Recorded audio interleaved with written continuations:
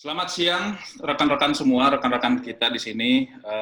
Selamat bergabung kembali di acara seminar setiap minggu dari Citkom ya. Setiap minggu kita mengadakan acara seminar. Setelah sebulan kemarin kita mengadakan seminar tentang ODO, minggu ini kita berubah ke security, lebih ke security. Mungkin minggu depan juga security nggak, Pak Sis? Masih Pak, kayaknya sebulan kita security nih. Pak Pringo udah siap. Wah, Berarti sebulan biar ini tadi minggu kita diselang-seling gitu. Dengan Pak Pringgo. Nah, sebelum saya lanjut ke seminar ke topik seminarnya, untuk mungkin banyak yang baru ya, yang baru join dengan kita pada hari ini, yang belum mengenal siapa itu Citkom. Jadi mungkin saya akan sedikit mengulang tentang siapa itu Citkom, apa itu Citkom. Jadi Citkom ini singkatannya itu lebih ke C-level IT community, komunitas untuk manajemen top manajemen C-level di komunitas IT di Bandung, tadinya di Bandung. Tapi sekarang kita sudah mulai agak melebar sedikit, dan udah ada yang di Bekasi ya, di luar Bandung, ada yang di mana lagi, Bogor Pak Sis? Di Depok dan Bogor Pak. Depok dan Bogor. Nah, kemudian kita mungkin bisa juga keluar lagi, lebih lebar lagi, mungkin suatu saat kita punya komunitas di Indonesia. Komunitas ini akan menjadi besar, komunitas ini lebih kuat. Nah, komunitas ini intinya adalah kita bisa berkolaborasi dari kita dan untuk kita sendiri, gitu ya. Jadi kita berkolaborasi, sekarang udah tidak zamannya lagi kita saling sikut-menyikut, tapi untuk kita saling berkembang, ya, kita saling mengenal dengan satu yang lain. Kalau kebutuhannya, misalnya kalau saya pribadi, saya ini masih perusahaan yang masih kecil, misalnya itu. Ketika ditanya apakah perusahaan Pak David memiliki produk ini, saya akan selalu mengatakan ada, karena produk teman-teman saya adalah produk saya adalah produk teman-teman saya. Gitu. Jadi kita saling berkolaborasi di situ. Itu adalah Citkom. Kita akan lebih kuat, kita akan lebih besar. Nah, Citkom ini berasal dari segelintir orang, diprakarsai oleh Pak Sis Tiadi, CEO dari Sivan, kemudian mulai dikembangkan dengan mencari-cari, kalau saya diceritakan waktu itu, mencari-cari data lewat internet, siapa orangnya, kemudian mulai bertanya-tanya, dan hingga menjadi sebesar ini. Kalau nggak salah sekarang membersnya udah lebih orang Pak Sis ya, 100-an orang, sangat besar, bahkan saya pun belum kenal semuanya. Nah, dan kita sudah mengadakan gathering yang pertama kali, dan mungkin setelah habis ini kita akan melakukan gathering berikutnya lagi. Tapi sebelum itu tentunya kita akan mengadakan seminar-seminar seperti ini, supaya kita juga sering berbagi satu dengan yang lain. Jadi untuk hari ini kita punya topik ya, security ini adalah Protect your information in digital age. Ini topik yang sangat menarik, gitu ya. Karena sekarang ini segala satunya berkaitan dengan informasi. Informasi itu data, ya. Jangan sampai sekarang ini kan banyak orang, jangan sampai kita disandra juga hanya gara-gara informasi kita disandra. Sekarang bukan cuma fisik yang disandra, bukan tubuh kita yang disandra, tapi data kita yang disandra. Gitu. Mau ngasih duit berapa nih, ya kan? Baru saya lepas, ya kalau dilepas datanya, kalau enggak, itu kan repot juga, gitu ya. Jadi kita harus melakukan tindakan-tindakan preventif seperti apa, dari sisi security-nya, mungkin juga nanti akan ada bagaimana dari sisi manajemennya, untuk menentukan security ini apakah SOP dan segala macamnya, bagusnya itu seperti apa sih supaya security ini bagus, terutama informasi-informasi yang bersifat kredensial itu sangat penting, apalagi masalah duit dan segala macamnya. Nah, pembicara kita hari ini, narasumber kita ada dua. Yang pertama itu ada Pak Girindro Pringgodigdo, itu CEO dari Cyber Army Indonesia. Jadi beliau ini dari dulunya memang kayaknya kalau saya lihat profilnya, hobinya memang security. Gitu, hobinya memang security. Sampai hingga saat ini, beliau sudah bekerja di beberapa perusahaan dan mendirikan perusahaan yang namanya Cyber Army dan menjadi CEO-nya juga di Cyber Army. Jadi beliau juga berbicara tentang kalau security itu bicara tentang information security, banking security, governance security, risk management, security, whatever. Itu udah lahannya Pak Pringgo. Jadi udah inilah pengalamannya udah sangat besar gitu ya. Cyber Army juga bisa dilihat di websitenya cyberarmy.id. Mereka punya 3 produk ya. Ada Vulnerability Disclosure Program, ada Bug Bounty Program, kemudian juga ada Cyber Army Academy. Ini kalau jelasin panjang, gede gitu ya. Jadi intinya Pak Pringgo ini udah top chair lah, udah top banget lah, terkenal lah, udah oke. Yang kedua, salah satunya lagi adalah Pak Umar Al-Habsyi. Ini beliau lebih ke IT manajemen ya. Beliau adalah Certified Information System Auditor juga. 14 tahun lebih, 15 tahun lebih years experience in OT audit assessment. Ya, kemudian juga spesialisasinya juga ada di IT strategic planning, implementation, risk, kemudian ISO, ada ISO 17799, 27.000, IT process maturity assessment, ITIL dan lain sebagainya. Jadi ini memang guru, udah guru di IT management dengan CEO dari iValue IT Consulting atau biasa dipanggil dengan EVIT Consulting. Dengan EVIT Consulting. Nah, EVIT Consulting ini, perusahaan ini juga memberikan ada beberapa service, diantaranya IT Planning dan Organization, IT Acquiring and Implementation, IT Service Delivery dan Support, ada juga IT Monitoring dan Evaluation. Tentunya di setiap layanan ini ada sub-sub layanannya lagi. Nah, itu lebih lengkap lagi, itu bisa dibaca di websitenya, itu lebih lengkap lagi. Kalau saya ceritain, habis waktu kita. Saking banyaknya. Saking banyaknya. Itu ada di evitc.com. Cuma 5 karakter, 5 huruf. Oke. Jadi karena topik kita sangat menarik hari ini, untuk mempersingkat waktu, saya rasa saya akan berikan kesempatan ke Pak Pringgo dulu deh. Pak Pringgo, silakan. Jika ada ingin di-share, silakan, saya sudah kasih aksesnya. Dan untuk tanya jawab, diskusi nanti kita lakukan di belakang setelah presentation ini selesai. Jadi biar lebih enak. Oke, diskusi bisa dilakukan dengan raise hand. Silakan, nanti saya akan ditemani oleh Pak Sis juga, nanti kita yang akan memilih siapa yang akan bertanya. Oke, silakan Pak Pringgo. Oke, makasih Pak David. Selamat siang teman-teman. Assalamualaikum warahmatullahi wabarakatuh. Ada ya slide-nya ya? Kelihatan, Pak? Muncul, kelihatan. Oke, ya, hari ini kita ketemu kembali dan membahas terkait dengan information security. Jadi perkenalkan dulu, saya Pringgo biasa dipanggil, biasa Giring juga, biasa Dikdo, tergantung teman-teman yang manggil. Dan sudah dikenalkan juga oleh Pak David tadi, saya sebenarnya basicnya itu sebagai security consultant. Jadi awalnya pentester, terus ke yang lain gitu ya, terkait dengan security, terkait dengan manajemen juga, audit IT, dan sekarang itu mendirikan Cyber Army Indonesia. Jadi melihat bahwa selama saya menjadi pentester, melihat beberapa kekurangan, ya contohnya kalau pentest mahal, terus hasilnya juga nggak bagus, dan juga orang-orang yang melakukan pentest itu dikit, gitu ya. Sehingga kita bikin platform yang mewadahi teman-teman yang suka melakukan hacking, gitu ya. Lalu juga saya nulis beberapa buku, sekarang masih menulis ya, dan terkait dengan computer security, dan ini keempat buku yang pertama itu semuanya teknis. Sekarang lagi coba nulis yang untuk manajemen, cyber security for manager.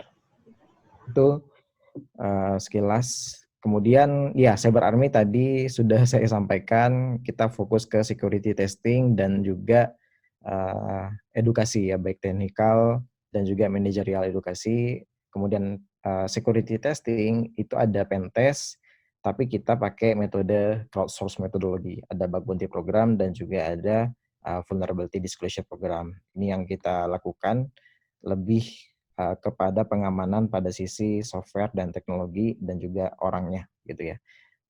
Kalau selama ini pentest beres laporan, beres semuanya, tapi kalau sekarang pentest Kalau nggak bisa benerin, kita benerin gitu ya. Bug fixing juga, ada bug fixing. Gitu. Kemudian ada Cyber Army Academy, itu terkait dengan edukasi. Saat ini sudah berjalan, alhamdulillah, 3 ya, security awareness, pen test, workshop ya, dan juga secure software development atau singkatnya secure coding. Nah, di Cyber Army kita banyak mengumpulkan laporan kerentanan dari berbagai macam aplikasi, dari berbagai perusahaan, sehingga total laporan kerentanan sekarang itu lebih dari 900-an. Jadi kita bikin statistiknya dan kita bikin kayak sebuah majalah gitu ya. Kita taruh di situ dan banyak informasi artikel terkait dengan cyber security di sana.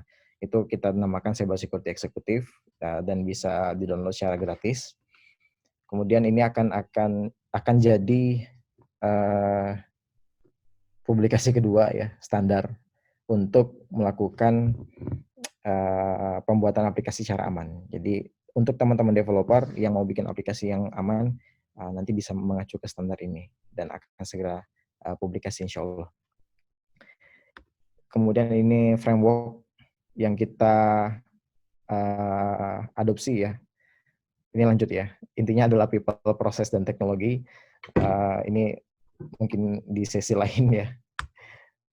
Dan juga ada lapor insiden. Jadi kalau teman-teman entah webnya, entah aplikasinya kena insiden cyber, bisa melaporkan ke kita dan kita bantu secara konsultasi ya. Belum secara teknis, tapi di dalam konsultasi itu bisa juga membicarakan hal teknis. Seperti itu kurang lebih. Nah, terkait dengan information security, kenapa saya pilih informasi ya? Kenapa mengamankan informasi, bukan mengamankan teknologi? Karena sekarang ya informasi yang berharga gitu ya. Kalau orang bicara information security, wah itu hacking, itu peretasan segala macam, ada juga kayak gitu ya. Dan ini beberapa perspektif orang lain terkait dengan information security. Wah, saya kerja di information security, udah berapa banyak tuh yang aset yang dihack gitu ya. Ada yang berpandangan seperti itu juga. Padahal kalau kita bicara information security, intinya adalah bagaimana kita memproteksi informasi itu sendiri dan juga sistem informasinya. Contohnya kalau informasi sendiri ya kayak gini ya, itu informasi itu. Atau juga notulensi rapat kayak gitu, atau catatan kecil, atau juga minutes of meeting, atau dokumentasi yang bisa dicetak gitu ya, itu juga informasi. Nah, gimana cara mengamankan itu dari orang yang tidak berhak mengaksesnya, membacanya, atau mengubahnya? Itu information security. Seperti itu. Nah, kalau bicara cyber security, itu sub dari information security. Jadi information security itu globalnya. Salah satunya di dalamnya adalah cyber security. Kalau information security berbicara informasi, tapi kalau cyber itu berbicara bagaimana informasi diamankan secara digital. Artinya informasi yang berada di aset teknologi, entah itu jaringan, entah itu sistem operasi, entah itu aplikasi, gimana ngamaninnya. Itu di cyber security. Ya contohnya ya transaksi, ya database, data orang, credit card kayak gitu. Data semacam ini gimana ngelindunginya gitu ya. Sudah dipasang berbagai folder dalam folder gimana ngamaninnya gitu ya. Dan macam-macam itu cyber security. Jadi bicara cyber security yang nggak terlepas dari information security. Oke, ini summary-nya saya ambil dari ISAKA, dari Cyber Security Nexus Fundamental yang sudah saya sampaikan tadi, informasi terkait dengan paper documents gitu ya, termasuk juga digital dan intellectual property, verbal communication, dan juga screen ya, contohnya ya kalau kita ada seminar atau ada rapat kan ada screen, ada proyektor di situ, itu juga informasi di situ. Tapi kalau cyber security lebih kepada teknologinya. Ada networks, hardware, dan juga informasi yang ada di dalamnya, informasi yang mengalir di dalamnya. Itu sekilas terkait dengan information security. Nah, kalau kita bicara aspek atau fundamental itu ada 3 ya. Ada confidentiality, ada integrity, dan juga ada availability. Ini sangat umum sekali kalau kita bicara aspek information security. Kalau bicara confidentiality, ya bagaimana informasi itu dibaca secara sah oleh orang yang berhak untuk membacanya gitu. Informasi yang terbatas gitu ya, confidentiality. Artinya kalau informasi itu keluar ke publik itu ada dampaknya ya.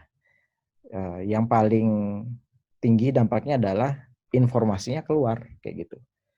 Informasi yang terbatas kalau terbaca oleh publik ya dampaknya informasinya keluar. Kalau informasinya keluar macam-macam tuh dampaknya. Bisa jadi orang nggak percaya lagi sama perusahaan tertentu misalnya atau sama layanan tertentu karena informasi saya bisa diambil oleh orang lain misalnya gitu ya.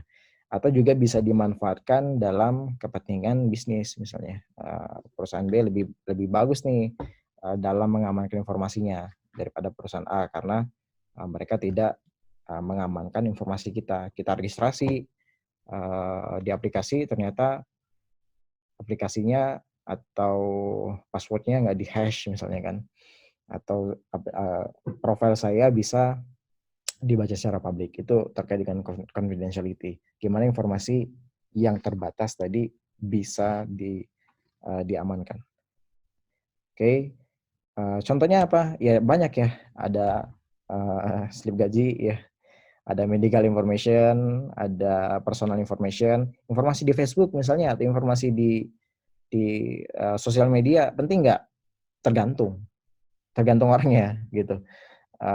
Ada orang yang aktif sekali di sosial media, ngasih upload foto ya, yang secara update gitu, terus ngasih informasi alamannya di mana, tempat tinggal, blok apa gitu, sampai tanggal lahir, keluarganya siapa aja itu ada kayak gitu. Tapi ada juga yang membatasi informasinya.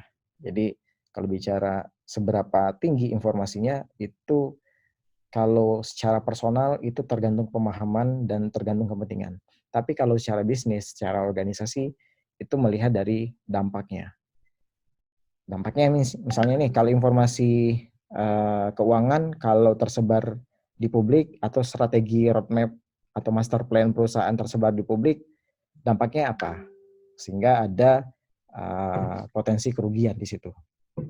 Itu confidentiality. Contohnya yang paling sering terjadi ini ya, yang paling tren sekarang terkait dengan Zoom ya, entah Zoom bombing, entah apa akunnya itu diambil, dicuri sehingga orang lain bisa memanfaatkan akunnya. Ini salah satu contohnya. Masih banyak contoh-contoh yang lain. Kalau dalam pekerjaan itu banyak banget tuh contohnya ya. Ya dapat database orang gitu ya. Bisa masuk adminnya segala macam. Oke. Kemudian kontrolnya apa yang dilakukan untuk mengamankan informasi ini dari aspek kerahasiaan. Ada beberapa kontrol, tapi ini saya ambil 3 ya. Ada akses kontrol. Jadi saya punya informasi saya berharga, informasi saya terbatas, saya kasih akses kontrol di situ. Contohnya apa? Ya user ID, password. Basicnya itu.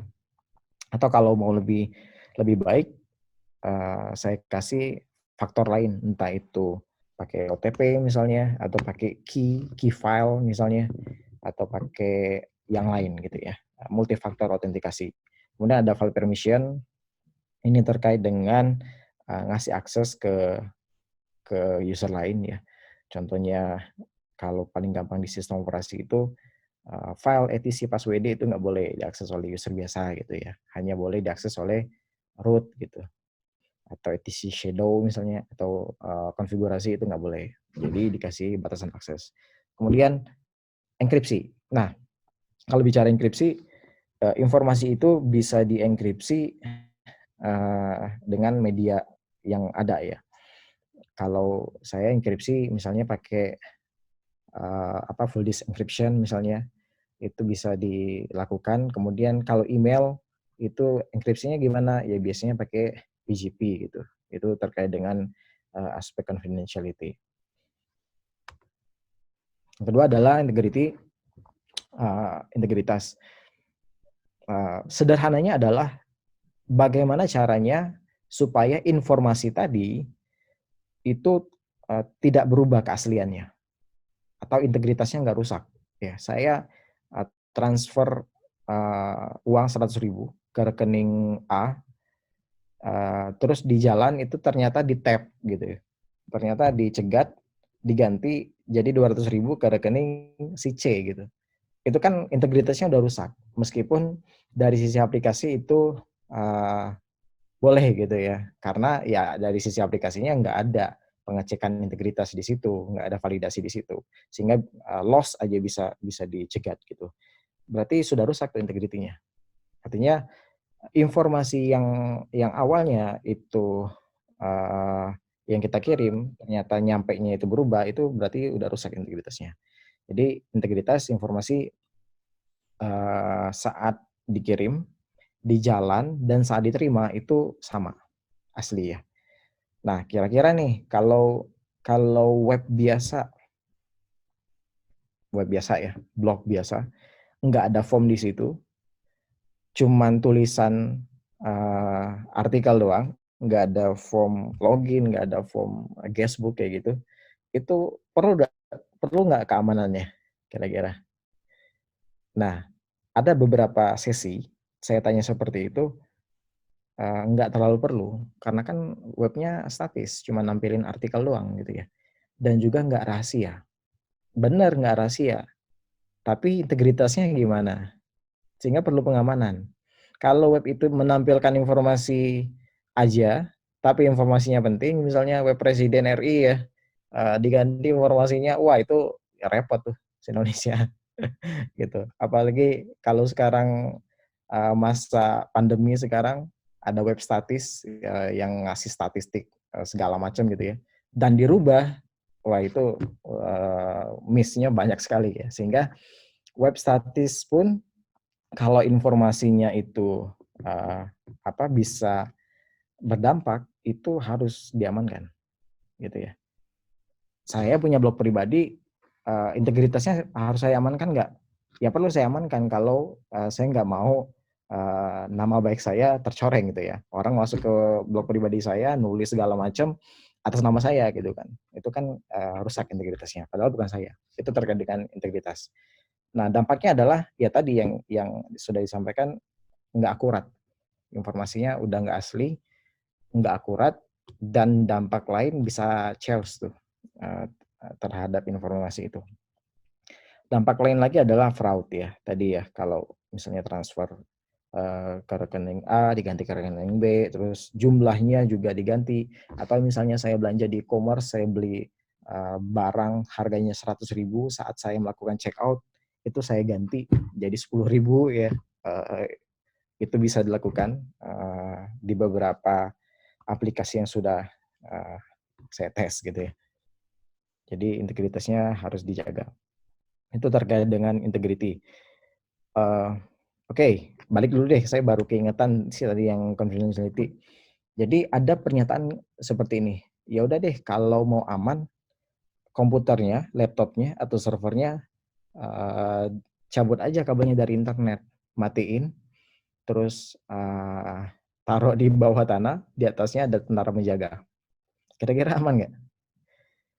Nah, pernyataan seperti itu sesat ya. Karena seolah-olah keamanan informasi itu direduksi hanya pada aspek confidentiality, hanya pada aspek kerahasiaan. Sehingga kita harus nutup laptop, nutup server, nggak boleh koneksi kemana-mana, dan kita sendiri nggak bisa dapat informasinya. Itu pernyataan yang nggak tepat. Kalau bicara keamanan informasi, ya confidentiality-nya ada, integrity-nya juga ada, dan juga ada availability-nya. Oke, nanti kita lihat ya. Ini juga beberapa sesi saya sampaikan, saya tanya ke teman-teman yang lain, pilih mana? uang yang ada di saldo ya, saldo berubah tanpa ada apa-apa ya, atau saldo diketahui oleh orang lain gitu. Dan kebanyakan secara spontan teman-teman yang saya tanyakan mereka pilih saldo nggak berubah. Ada juga sih saldo nggak boleh diketahui oleh orang lain ya, terlepas dari jumlah saldonya berapa. Nah, sehingga jawaban ini mewakilkan bahwa aspek integritas itu penting ya. Saya nggak mungkin dong tiba-tiba saya bangun pagi di suatu kamar dan melihat ada tumpukan uang di meja, tapi pas saya lihat jendela, pintu segala macam itu terkunci, kecuali kalau saya lihat jendelanya rusak atau pintunya rusak, ada uang di situ, itu oke gitu ya. Itu memang rusak. Tapi kalau jendela rusak, pintu rusak, tiba-tiba ada uang di meja saya, wah itu ruangan itu integritasnya udah rusak tuh, gitu. Kayak gitu juga tiba-tiba saldo di rekening saya nambah atau berubah gitu ya. Itu integritasnya udah harus dipertanyakan gitu ya. Oke, seperti itu. Kontrolnya apa? Akses kontrol ya. Ada juga akses kontrol. Jadi confidentiality tadi akses kontrol, yang ini juga akses kontrol, tapi tempatnya beda ya. Lebih kepada mencegah yang tidak terotorisasi melakukan perubahan, itu bisa ya. Terus juga ada logging kalau terjadi insiden misalnya. Kemudian ada digital signature, ini untuk memastikan keaslian dari sebuah informasi. Jadi kalau informasi itu dikirim, kemudian di jalan dicegat, pas nyampe ke penerima, itu informasinya udah rusak, udah nggak bisa dibaca lagi, karena digital signature-nya sudah nggak pas gitu ya. Kemudian ada hash dan juga ada enkripsi. Masih ada enkripsi. Nah, ini terkait dengan availability tadi ya. Kalau mau aman ya udah komputernya, servernya dimatiin dari internet, masuk di dalam tanah atau buang ke laut gitu. Aman nggak gitu ya? Enggak ya, karena nggak masuk ke aspek availability. Saya nggak bisa akses informasi saya gitu. Jadi availability lebih kepada bagaimana saya mengakses informasi saya, kapan saja, di mana saja, secara terbatas di aspek confidentiality tadi, dan juga integritasnya tinggi gitu ya. Nah, banyak organisasi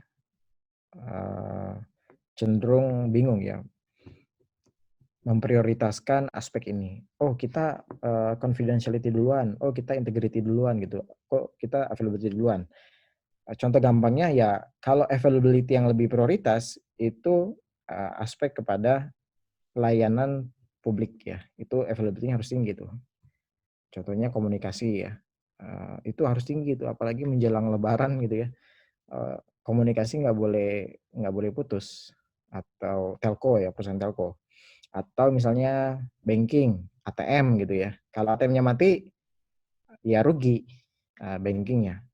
Atau e-commerce, kalau e-commerce-nya down beberapa menit atau sampai berjam-jam, itu ruginya bisa miliaran gitu ya. Sehingga availability prioritas utama, tergantung ke aspek bisnisnya. Setelah itu baru bisa mengikuti confidentiality atau integrity, atau bisa disamakan misalnya gitu ya, tergantung dengan bisnisnya kemana. Nah, dampaknya apa? Ya dampak secara bisnis ya ke finansialnya ya. Bisa. Atau loss functional. Jadi orang lain nggak bisa akses. Bukan rugi di fungsi, bukan rugi di finansial, bukan, tapi rugi kepada fungsinya. Misalnya saya sebagai nasabah, saya lagi di luar negeri, saya butuh transfer, mau beli tiket buat pulang gitu ya. Saya buka e-banking, ternyata nggak bisa. Itu availability-nya udah mati itu, udah nggak ada lagi. Kenapa nggak ada? Ya karena ada seseorang atau orang lain melakukan brute force ke akun saya, sehingga akun saya di freeze gitu, sehingga akun saya di disable. Jadi saya nggak bisa melakukan login di situ, nggak bisa melakukan transaksi. Saya rugi finansial enggak, tapi saya rugi fungsi di situ, terkait dengan banking misalnya ya. Itu terkait dengan availability. Nah, contohnya kayak gini. Kalau di gambar sebelah kiri itu staff salah delete ya, sehingga salah delete informasi, salah delete file sehingga satu perusahaannya itu hilang gitu ya. Dia delete-nya rminrf di root gitu, nggak ada backupnya, udah hilang semua. Ya, yang kedua itu karena COVID-19 ini, kemudian banyak penjahat memanfaatkan isu ini, dia melakukan serangan sehingga banyak terkait dengan operasi gitu ya, atau hal-hal yang diagnosa lain yang harus dipospon. Nah, kontrolnya apa? Simpelnya kalau servernya di-attack, secara teknis ya, kalau nggak mau down ya udah redundancy gitu. Servernya harus di redundant. Jadi kalau satu mati, satunya bisa nyala. Atau listriknya mati, data center yang di Pulau Sumatera nyala, langsung di switch ke situ, itu bisa ya. Backup. Nah, di backup terus. Nggak hanya di backup, tapi juga di restore. Jadi saya ketemu ke teman-teman perusahaan lain, iseng tanya, Mas ini datanya di backup nggak? Oh iya, kita backup rutin gitu ya. Pas saya tanya, di restore nggak? Belum pernah tuh gitu ya. Iya, ya percuma gitu ya. Karena backup dan restore itu nggak bisa dipisah gitu. Adanya restore itu untuk melihat seberapa tinggi sih availability kita saat ada insiden terjadi. Jadi saat ada insiden, semuanya dihapus, seberapa cepat kita up-nya service kita. Sehingga butuh untuk restore. Jadi backup dan restore itu dua hal yang tidak bisa dipisahkan. Dan juga ada access control. Ini tempatnya beda ya untuk access control. Oke, kemudian ada juga yang kebingungan atau ragu ya. Ini informasinya yang hilang atau informasinya yang dicuri gitu. Wah, saya ke hack gitu ya. Saya keretas, informasi saya hilang atau informasi saya dicuri oleh orang lain. Yang sesuai itu saat informasi itu masih ada di laptop ya, katakanlah seperti itu, tapi kita nggak bisa mengaksesnya, itu yang terkompromis adalah availability-nya. Informasinya ada, informasinya nggak hilang. Informasinya nggak hilang ya, tapi informasinya ada, tapi availability-nya nggak ada. Kita nggak bisa akses ke situ. Informasinya bisa dibaca orang, berarti yang terkompromis adalah confidentiality-nya. Aspek confidentiality-nya terkompromis. Jadi informasinya ada, saya nggak bisa dapat, tapi confidentiality-nya hilang, availability-nya hilang. Itu yang lebih tepat ya mungkin ya. Jadi nggak ada informasi hilang, nggak ada informasi yang dicuri gitu ya. Tapi lebih kepada aspek tadi yang terkompromis apanya nih? Apakah kerahasiaannya, apakah integritasnya yang terkompromis, atau ketersediaannya? Lebih ke situ ya.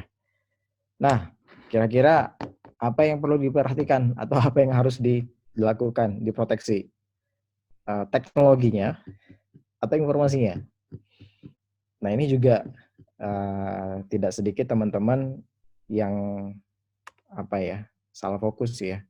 Jadi kata teman-teman IT, wah Pak, makin banyak budget kita makin aman Pak. Kenapa? Kita beli firewall, IDS, IPS segala macam itu kita beli, akan aman gitu ya. Ya padahal nggak sama sekali.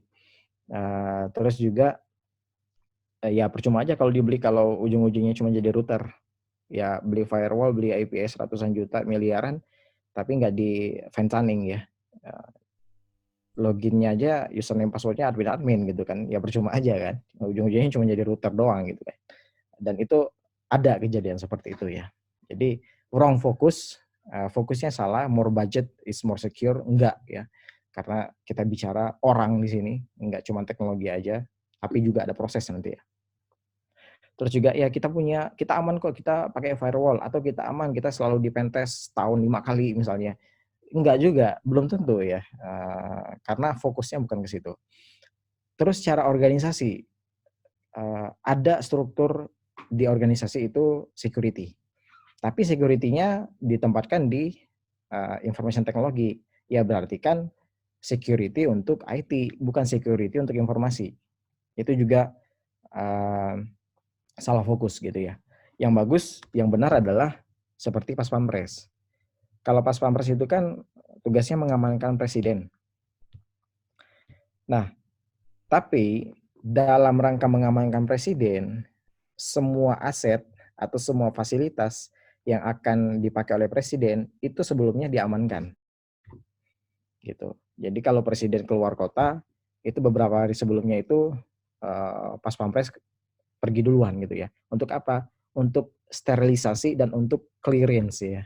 Security and clearance terhadap alat atau fasilitas yang akan dipakai oleh presiden tadi.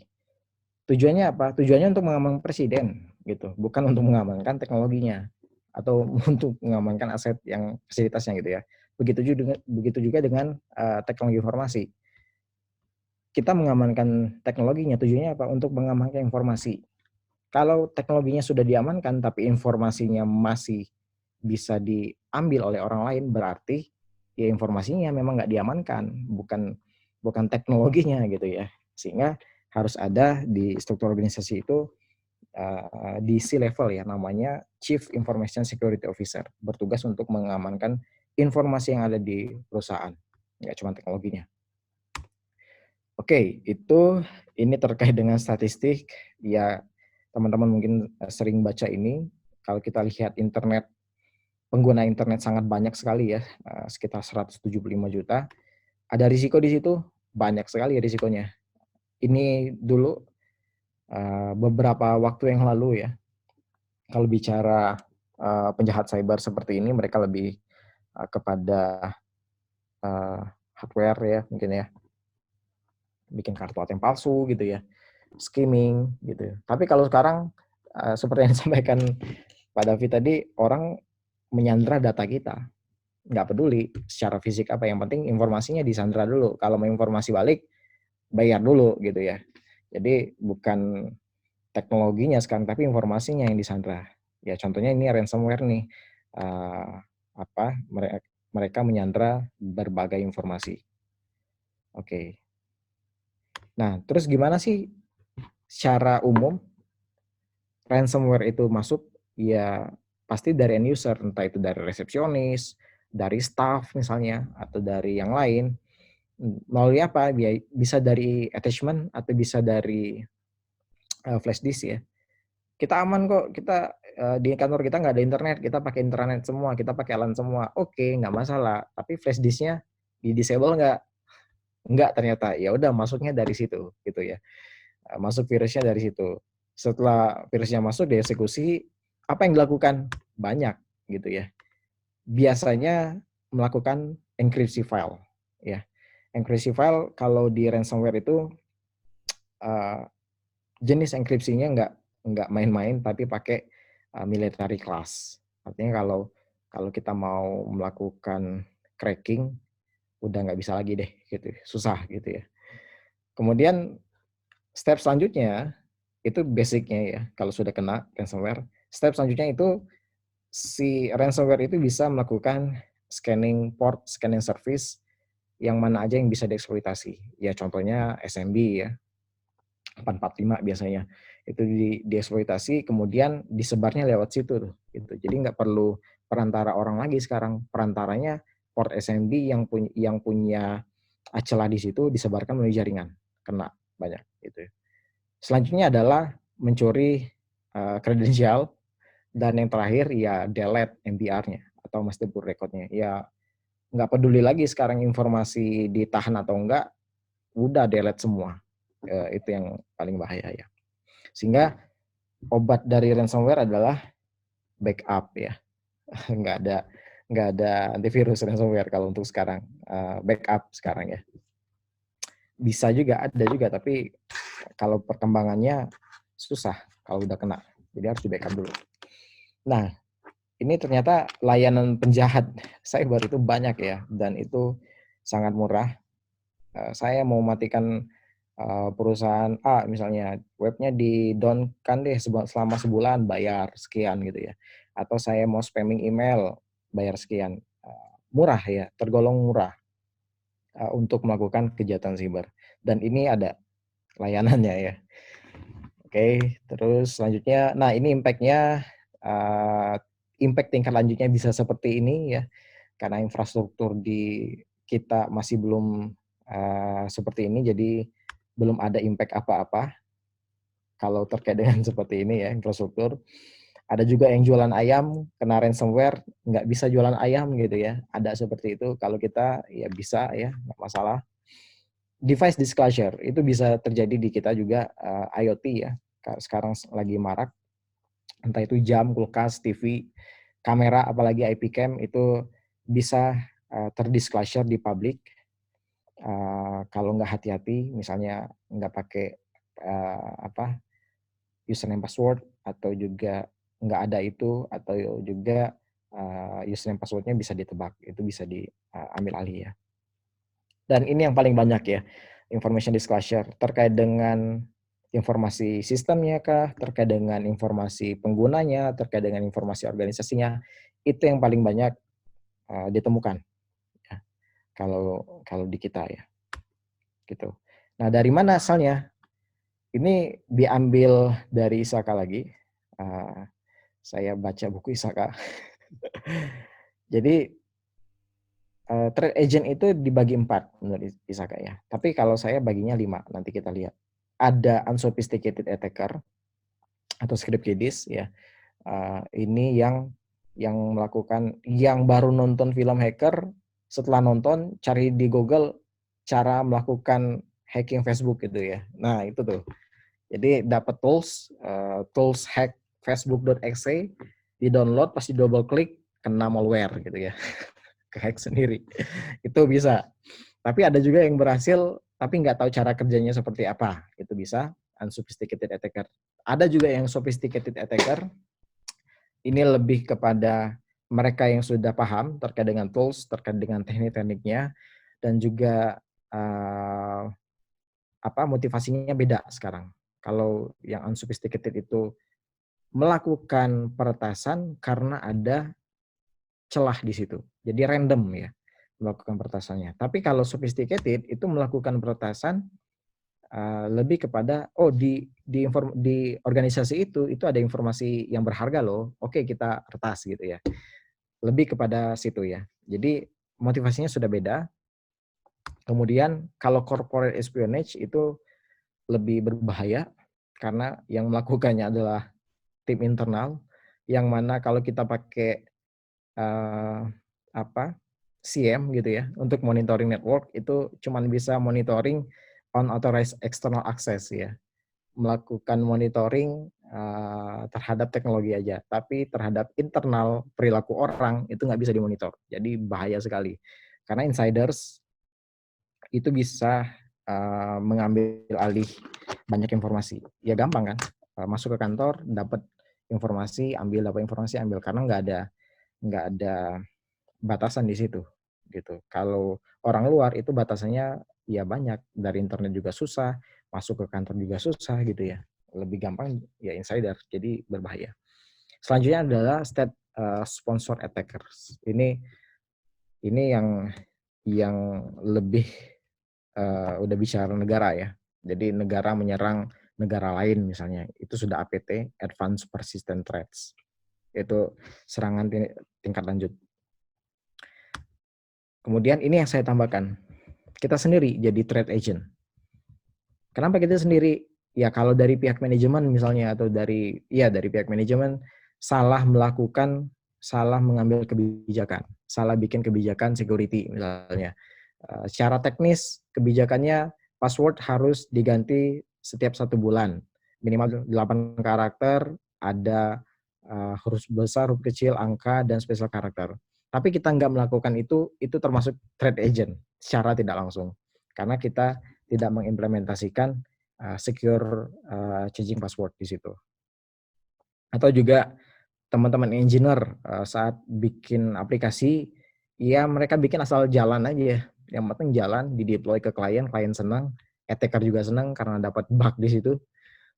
Mereka threat agent secara tidak langsung gitu ya. Oke. Nah, analoginya bisa seperti tempat parkir umum untuk melihat potensi pengancamnya siapa aja. Contohnya tempat parkir umum, uh, kebanyakan kalau saya sampaikan, oke, tempat parkir umum siapa aja nih potensi penjahatnya? Iya penjahat, yang maling motor gitu ya, kebanyakan, atau maling mobil agak susah ya, maling motor ya gitu, kebanyakan. Nggak cuman itu sebenarnya gitu. Ada petugasnya bisa gitu ya. Ada pihak manajemennya, ada orang-orang di sekitarnya, atau yang punya motor sendiri, yang menghilangkan motornya sendiri.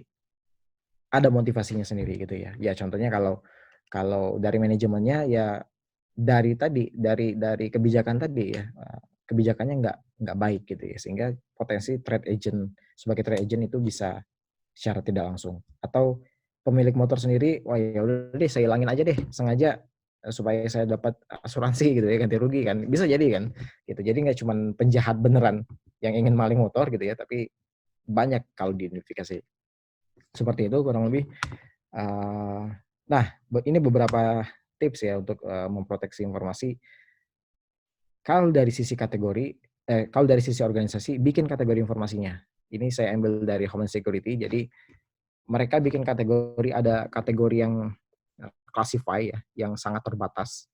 Bahkan orang-orang di organisasi sekelas direktur misalnya, manajer itu nggak boleh tahu, itu ada. Kemudian ada juga kelas yang kedua itu Amber ya, ininya. Itu untuk teman-teman atau orang-orang di organisasi tapi lebih kecil. Ada juga yang green dan ada white gitu. Ini sangat tergantung perusahaan mau bikinnya seperti apa, entah level 1, level 2, entah rahasia, sangat rahasia, untuk publik, terserah, yang penting ada kategori informasinya. Itu. Yang kedua adalah bikin batas waktu untuk informasi sensitif. Misalnya informasi A, oke, sensitif. Levelnya apa nih? Red, amber, green, white, rahasia, sangat rahasia, untuk publik, terbatas misalnya. Sampai kapan terbatasnya? Atau rahasianya sampai kapan? Kayak gini, ini dokumen negara, sangat rahasia ya enggak? Tapi terbatas kan, cuma 2 jam gitu. Beres itu ya udah jadi bungkus gorengan gitu kan. Sehingga harus ada ketentuan atau definisi sampai kapan sih informasi sensitif itu, setelah itu enggak jadi informasi sensitif lagi. Ada pernyataan seperti ini. Kalau mau ngambil informasi di Amerika, di US, itu harus hack server CIA gitu ya. Tapi kalau di Indonesia nggak perlu, cukup dibungkus gorengan gitu ya, dapat dokumen negara ya, sangat rahasia lagi. Gitu. Oke. Kemudian akses informasi itu dibikin berdasarkan tanggung jawab, tugas dan tanggung jawab. Ini pengalaman banyak kita lakukan di berbagai aplikasi. Jadi secara teknis ya, user biasa itu bisa melakukan delete misalnya, bisa melakukan delete user lain, atau bisa melihat transaksi user lain, atau mengganti nomor rekening user lain, itu ada kayak gitu ya. Sehingga harus dibatasi nih, user A ya bolehnya cuma user A doang, nggak boleh menghapus atau membaca yang lain gitu ya. Sehingga dipisah. Kemudian selanjutnya adalah kalau nggak dipakai informasinya itu dihancurin. Ya. Kalau cara informasi manual itu di shredder biasanya. Kalau digital pakai secure erase. Itu cara teknis ya. Sehingga ada beberapa organisasi, banyak organisasi juga yang mereka melakukan shredder di situ. Tapi ada juga ya udah beres rapat, catatan rapat disalin di notebook terus dibuang ya ke kotak sampah gitu ya. Ada juga tuh yang sengaja datang ke kantor ngelihat kotak sampah ya, tujuannya dapetin informasi ya, itu dumpster diving istilahnya. Oke, selanjutnya ya kalau sensitif dienkripsi gitu ya. Enkripsinya pakai apa ya, pakai yang baik ya, yang susah diretasnya ya. Itu. Kemudian tambahan lagi terkait dengan backup data. Ini tadi sudah disampaikan ya. Di backup data secara reguler dan pastikan bisa di-restore ya. Kemudian terkait dengan perangkat, itu bisa pakai password ya, segala macam untuk akses kontrol.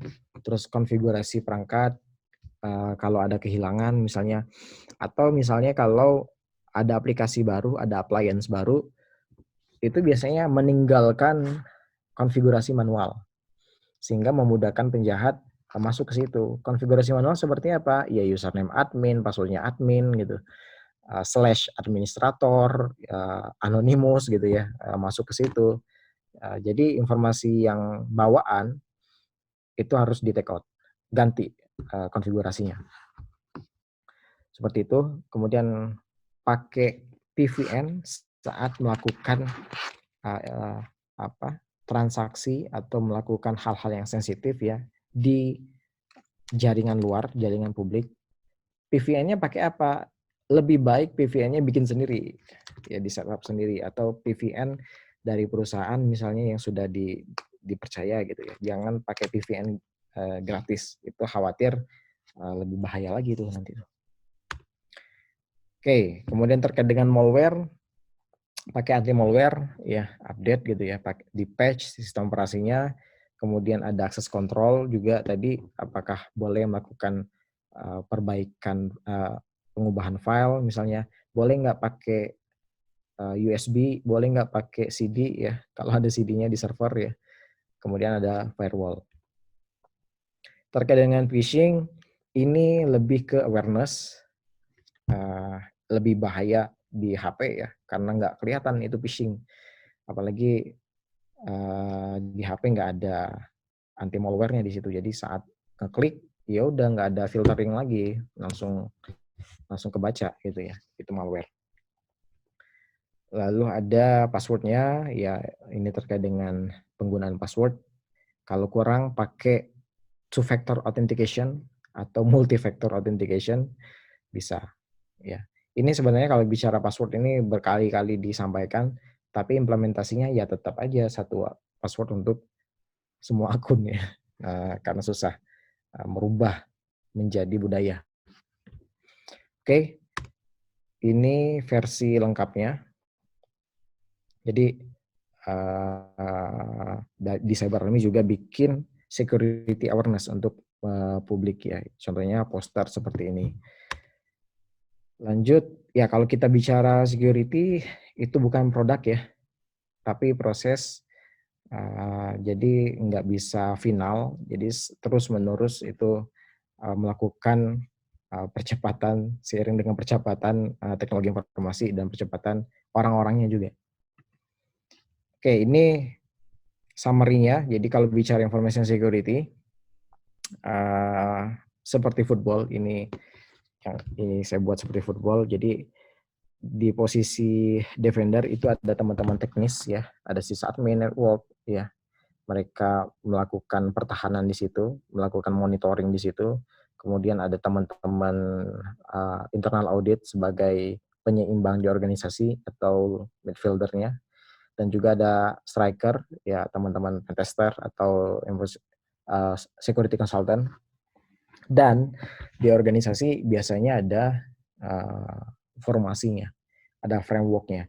Kita mau pakai framework apa nih untuk security kita gitu ya. Bisa pakai ISO 27000 series, bisa pakai COVID-5, pakai NIST bisa, tergantung aja. Tergantung bisanya pakai apa. Mau di mix, oke, nggak masalah. Yang penting ada framework security-nya. Kemudian ada coach ya, ada top management, ada C-level lah untuk coach ini. Dan ini kalau bicara di ISO 27001, leadership itu adalah klausul pertama yang harus disupport oleh leadership ya. Kalau mau security-nya baik gitu. Jadi leadership itu manajemen C-level itu harus mendukung supaya implementasi information security management system itu bagus gitu ya, atau berjalan. Tanpa adanya support leadership itu nggak bisa berjalan. Kemudian ada medical team sebagai teman-teman tim incident response. Jadi saat ada insiden, mereka harus melakukan apa gitu ya. Kemudian setelah itu harus melakukan forensik supaya tahu penyebabnya apa misalnya, dan ada supporter sebagai stakeholder. Itu dari saya. Terima kasih teman-teman. Saya kembalikan ke Pak David. Terima kasih Pak Pringgo. Ini bagus banget nih, seru. Saya di sini kebetulan tadi saya lihat di sini juga ada Pak Roni Sadra. Kalau kita lihat slide sebelumnya ini ada apa medical apa namanya itu sepak bola medical teamnya, ada medical teamnya. Nah ini ada Pak Roni Sadra. Apa kabar Pak Roni Sadra? Jadi Pak Roni Sadra ini saya kenalkan sedikit ya, Pak Roni Sadra ini yang spesialisasi di forensik. Di forensik ya ada forensik examiner, training instructor dan lain-lain. Jadi perusahaan beliau ini namanya Bunga Solusi Informatika, kemudian di Singapura ada Bunga Informatics ya, Bunga Informatics. Jadi beliau inilah yang bekerja setelah terjadi accident, melakukan forensik ya, medical artinya kalau udah di-tackle, nah beliau inilah yang merawatnya, melihatnya seperti apa. Yang biasa bantu-bantu KPK, polisi mungkin Pak Roni Sadra ya. Nah ini saya kenalkan juga Pak Roni Sadra. Apa kabar Pak Roni Sadra? Baik Mas, alhamdulillah. Halo Pak Roni. Oke. Ini ramai sekali nih di sini nih. Kalau kita bicara tentang security, informasi dan segala macam, memang apa ya, tidak ada yang mudah dalam security. Kalaupun saya boleh bicara sekarang pun security itu kan nggak ada yang aman. Data informasi sekarang itu sampai sedetik ini tidak aman. Selalu ada inovasi dari dalam tanda kutip kejahatan-kejahatan yang ada. Mereka selalu maju. Kalau mereka nggak maju-maju ya kita juga nggak ada kerjaan kan gitu ya. Nah, mungkin coba kita buka pertanyaan deh. Sekarang ini kita buka pertanyaan dari kita coba berdiskusi. Mungkin ada yang ingin melakukan diskusi, silakan mic-nya sudah bisa di-mute sendiri, bisa di-raise hand. Silakan kalau ada. David, sebelum ke audiens, David, kita kasih waktu dulu untuk Pak Umar, Pak. Oh ya, Mungkin Pak Umar ada tanggapan atau ada yang mau ditambahkan, Pak? Ya betul Pak Umar. Silakan Pak Umar. Oh, baik. Terima kasih Pak David, Pak Sis. Tadi sebenarnya sudah banyak sekali yang sebagai pengantar untuk information security disampaikan oleh Mas Dikdo ya. Saya ingin menambahkan sedikit aja bahwa ada beberapa aspek ya yang mungkin kita perlu highlight ya di kondisi sekarang ini, karena security itu kan ibarat kalau dalam bisnis itu ibarat di bisnis itu kan ada yang mesti berfungsi sebagai gas, ada yang sebagai remnya gitu ya. Kita nggak akan berani ngegas terlalu kencang kalau remnya nggak pakem gitu, kira-kira gitu. Cuman seringkali rem ini nggak jarang dites sehingga akhirnya jadi ngegas kekencengan, jadi akhirnya kecelakaan gitu. Nah, padahal di kondisi yang era ini, yang tadi saya kalau lihat judulnya itu kan Information Security in Digital Era itu kan perusahaan atau bisnis dituntut untuk bisa cepat bergerak, lincah gitu ya. Kemudian harus banyak inovasi. Dan ini semuanya gas semua ini. Tantangan bagi security itu jadi jauh lebih kompleks gitu ya dibanding zaman dulu yang ya berkembang tumbuh cuman tidak secepat sekarang ini tuntutan untuk perubahannya gitu. Nah, jadi tuntutan untuk security itu jauh lebih besar sekarang. Kemudian yang kedua, kalau kita bicara security ya di sebuah organisasi atau perusahaan itu kan yang sama-sama menggunakan istilah security itu kan ada paling nggak ada security yang physical ya, apa namanya toolsnya itu ya satpam, tugas keamanan dan sebagainya itu ada apa namanya ya security fisik lah. Kemudian security yang terkait dengan information technology dan operation teknologi kalau dalam konteks teknologi. Jadi kalau dalam konteks teknologi ada IT, ada OT, ada information technology, ada operation teknologi. Nah, ini dua hal ini secara apa namanya tradisional apa namanya punya kebiasaan, punya behavior yang berbeda. Ya, orang-orang IT sama orang-orang OT ini secara tradisional itu sudah beda. Orang-orang IT itu dia cenderung lebih dinamis ya. Kalau ada sistem itu sering ada patch, ada upgrade secara reguler. Gitu. Biasanya kepedulian terhadap confidentiality, integrity, availability itu cukup tinggi, cukup baik rata-rata orang IT. Tapi di sisi lain orang OT, orang operation technology itu mindset-nya beda, bukan dia yang dia inginkan itu adalah stabilitas. Yang penting mesin ini jalan, ya, pabrik bisa berjalan, bisa operasional, orang yang bekerja selamat, kemudian performanya bagus. Selama itu itu bisa dijaga, ya dia nggak peduli dia mau perlu upgrade atau ini sebenarnya sistem yang dipakai ini versi berapa, sudah di-patch atau belum, dan rata-rata nggak peduli itu.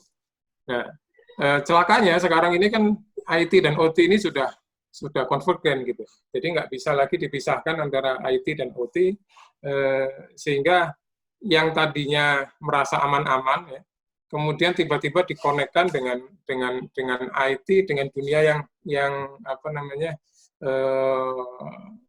belantarannya beda gitu ya.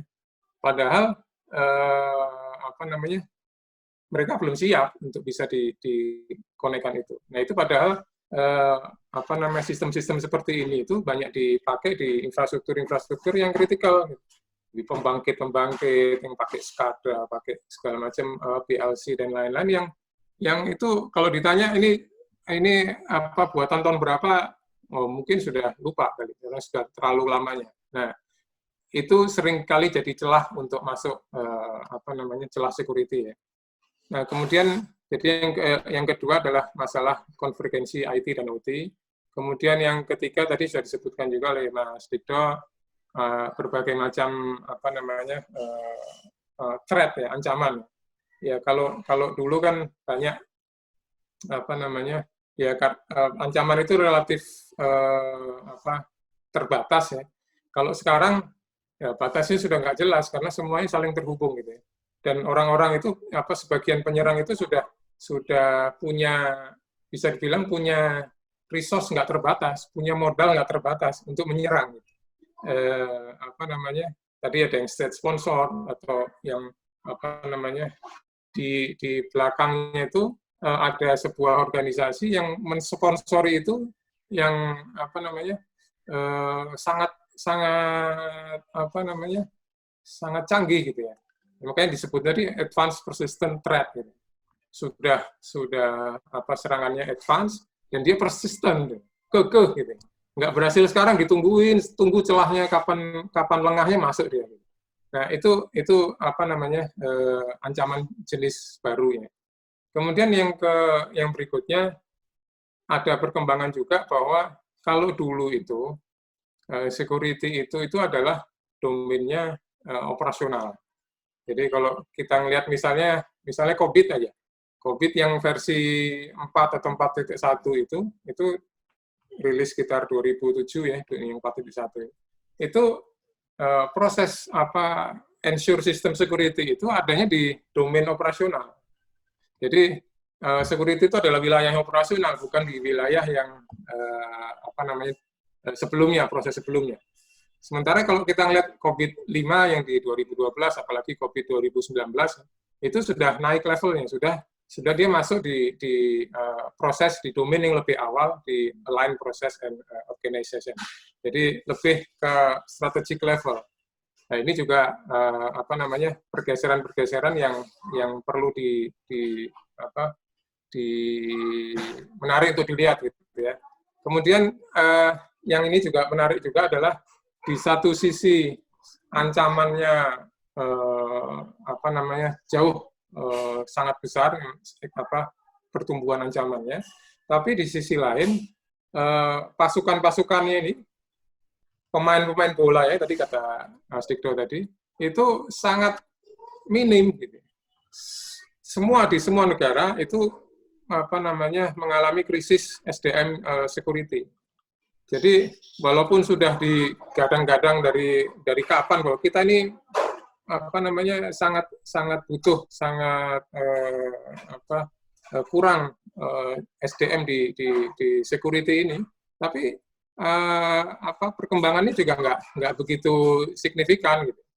Kalau kita lihat misalnya apa namanya di survei tahun misalnya dibandingin 2017, 2018, 2019, 2020 itu kenaikannya sedikit sekali gitu. Padahal ancamannya sangat signifikan dan itu pasukan-pasukan atau itu adalah peluang ya baik dari sisi semua posisi ini memiliki peluang yang cukup baik ke depan, punya prospek gitu. Baik itu strikernya, defendernya atau medical teamnya itu ke depan punya prospek yang cukup sangat baik ya karena di satu sisi pasarnya banyak membutuhkan dan tumbuhnya sangat signifikan, tapi di sisi lain supply-nya masih sangat kurang. Itu mungkin tambahan sedikit Pak David dari yang disampaikan oleh Mas Dikdo tadi. Terima kasih. Terima kasih Pak Umar. Pak Roni kayaknya nggak lengkap nih kalau Pak Roni nggak ngasih sedikit. Ya, betul. Monggo Pak Roni. Pak Roni. Ini di sini agak ribut nih hujan. Kedengeran nggak ya? Kedengeran ya? Kedengeran, Pak. Ya, terima kasih kesempatannya. Sebentar aja sih, singkat aja. Intinya memang kami di digital forensik lebih ke dalam posisi ini sudah kejadian semua gitu ya. Misalkan pencurian data sudah dilakukan, kemudian tadi malware gitu ya. Ketika malware sudah ransomware sudah terjadi, apakah bisa direcovery atau enggak? Ya. Ada dua cara kan, kalau sudah terjadi ransomware, kita bayar uang ke dia atau kita recovery secara digital forensik. Seperti itu. Kemudian, jadi untuk yang ransomware sebenarnya nggak selamanya kita harus bayar. Ya. Ada tergantung metode dia mengencrypt datanya. Ada beberapa kita bisa balikin lagi tanpa kita harus bayar ke orangnya. Kemudian untuk sisanya lebih ke investigasi ya. Jadi misalkan kalau sudah terjadi nih hacking terjadi, kira-kira kita bisa men-trace back nggak? Sebenarnya ini datanya dari mana? Apa yang dilakukan? Kemudian kita bisa temukan lagi aplikasi apa yang diinjek dan dijalankan ketika hacking itu terjadi dan lain-lain. Itu yang dilakukan di digital forensik dari sisi security ya, dari security. Cukup banyak kita bantu teman-teman di perbankan untuk mencari misalkan skenario bagaimana itu terjadi.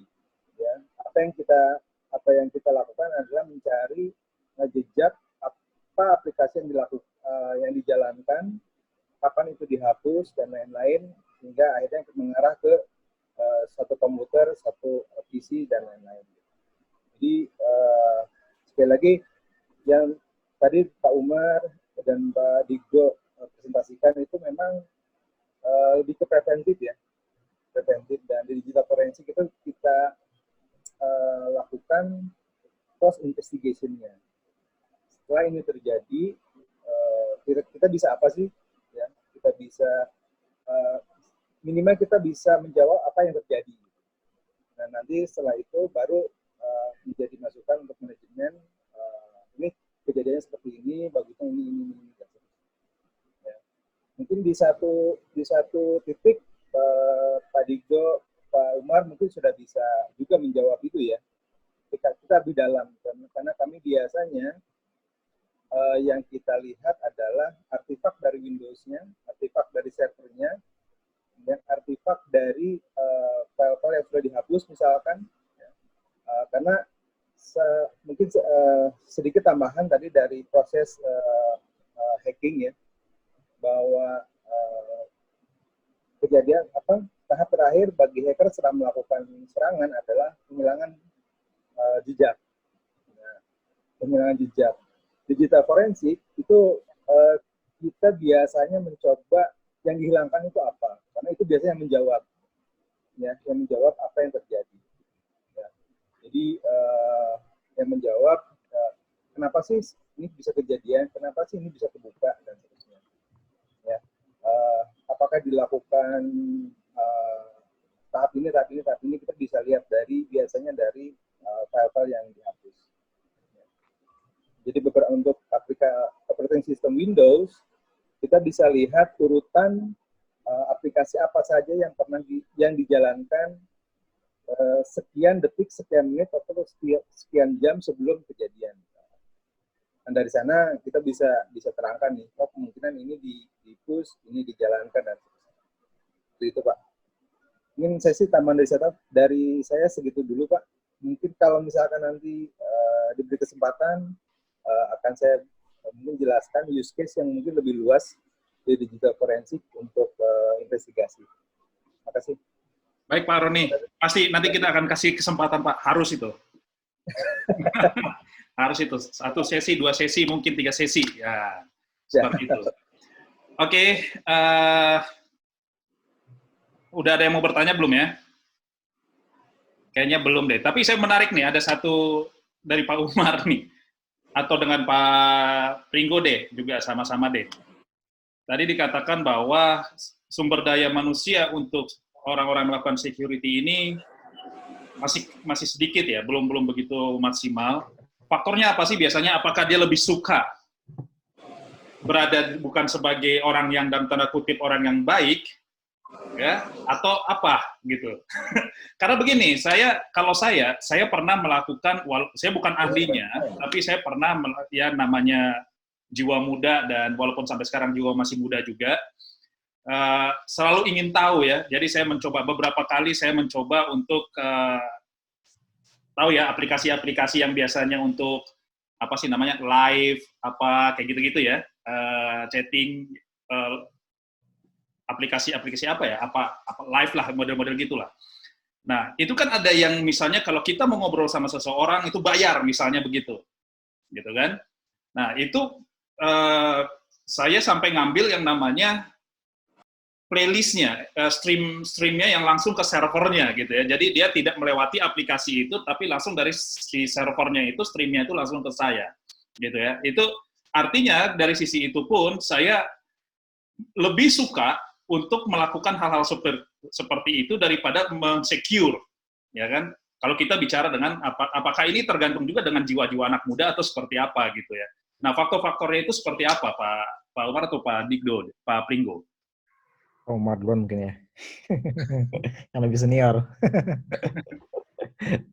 Ya, kenapa kok sedikit gitu ya? Apakah orang lebih suka sama yang melakukan kejahatannya daripada jadi orang baiknya gitu? Atau nah, sebenarnya kompetensinya yang dibutuhkan untuk jadi penjahat atau orang baik sama sebenarnya. Tinggal diarahinnya kemana gitu. Apa namanya? Kalau menurut saya sih ini ya, dari pabriknya sudah kurang gitu. Artinya dulu itu kan kita itu lebih banyak dunia pendidikan kita itu lebih banyak memproduksi generalis ya. Jadi hasilnya itu adalah ya kita banyak lihat sarjana sistem informasi dan lain-lain itu kan banyak sekali diproduksi tiap tahun, tapi tidak spesifik specialize ke suatu bidang tertentu. Nah, sehingga untuk bisa menjadi ahli di cyber security dia perlu ada kompetensi tambahan nih. Dia perlu ambil itu, belajar lagi, sertifikasi lagi dan sebagainya. Nah, sebenarnya saya lihat di belakangan ini, beberapa tahun belakangan ini tuh ada apa namanya perkembangan bagus tuh, beberapa perguruan tinggi itu buka khusus jurusan cyber security gitu. Nah, itu memang untuk mengurangi apa skill gap itu ya. Jadi apa ya diharapkan, tapi kecepatan produksinya dibanding kebutuhannya saya pikir gapnya masih cukup lebar ya, sangat lebar ya. Jadi ya masih banyak lah peluangnya untuk bisa masuk. Kan sebenarnya gini, ini kan juga bisa jadi peluang ya, ketika satu organisasi atau perusahaan itu dia kesulitan untuk menyediakan orang berinvestasi ke apa namanya perangkat-perangkat security, apa polusi dan sebagainya itu. Sekarang itu ada bisnis baru yang namanya Security Operation Center atau Cyber Security Operation Center, yang sehingga aspek security ini di-outsource ke perusahaan penyedia itu, sehingga perusahaan itu fokus ke gasnya, remnya yang memikirkan, walaupun tidak bisa se ekstrim itu ya, tapi apa bagian-bagian penting yang perlu dipantau security-nya di-outsource. Jadi ini kan di satu sisi itu adalah kesulitan, di sisi lain ada peluang sebenarnya. Ya itu kira-kira yang terpikir jawaban saya Pak David. Oke, terima kasih Pak Umar. Dan salah satu perusahaan OSOS-nya Pak Pringgo, Pak ya? Cyber Security. Iya, Pak. Itu peluang. Tanya di Pak Pringgo dulu pernah melakukan kejahatan nggak? Ada kutip, gitu. Karena biasanya kalau kita menuju ke situ, gitu ya, artinya kita punya pengalaman seperti itu, biasanya. Gitu. Artinya, ketika kita membuat satu peraturan, gitu ya, peraturan kehadiran aja misalnya, supaya kita pernah melakukan hal-hal yang artinya peraturan itu kan apa ya, kita pernah melakukan hal misalnya cara bolos seperti apa, akhirnya peraturan itu jadi lebih oke gitu, karena kita pernah melalui hal seperti itu gitu loh. Pak Pringgo pernah nggak kayak gitu? Ya, dulu belajar Pak ya, cobain di warnet kayak gitu ya, nyobain komputer orang gitu kan, nyobain komputer sekolah pas SMA, pernah nyobain kayak gitu tuh.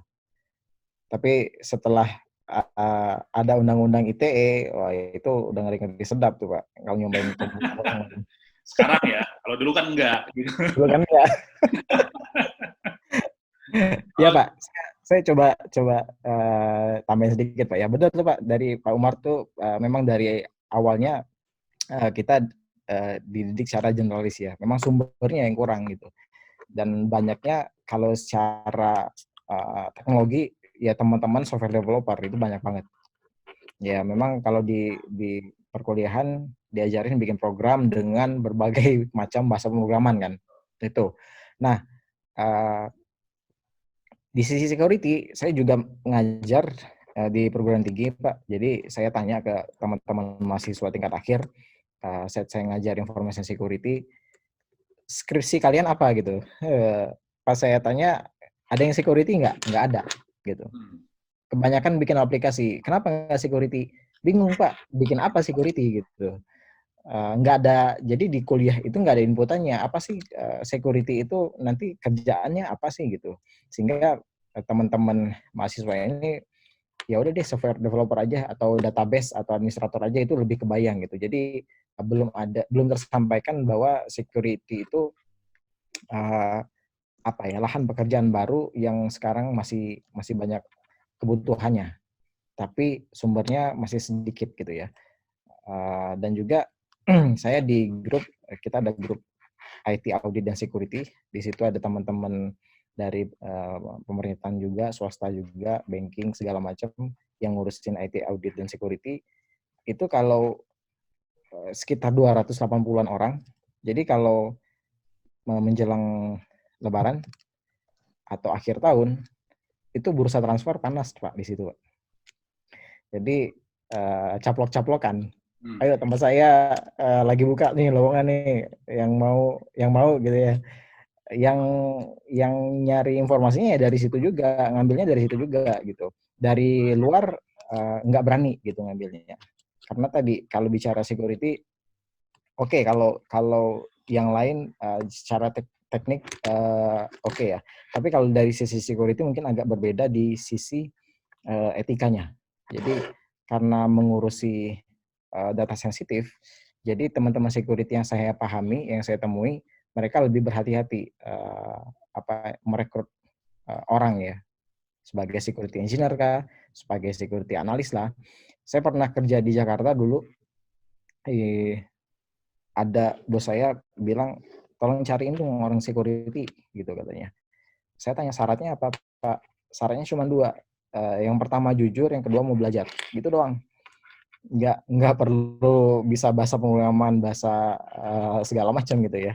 Yang penting jujur dulu, karena kita deal with sensitive information gitu ya. Itu dulu. Yang kedua ya skill bisa ditingkatin katanya. Itu sih.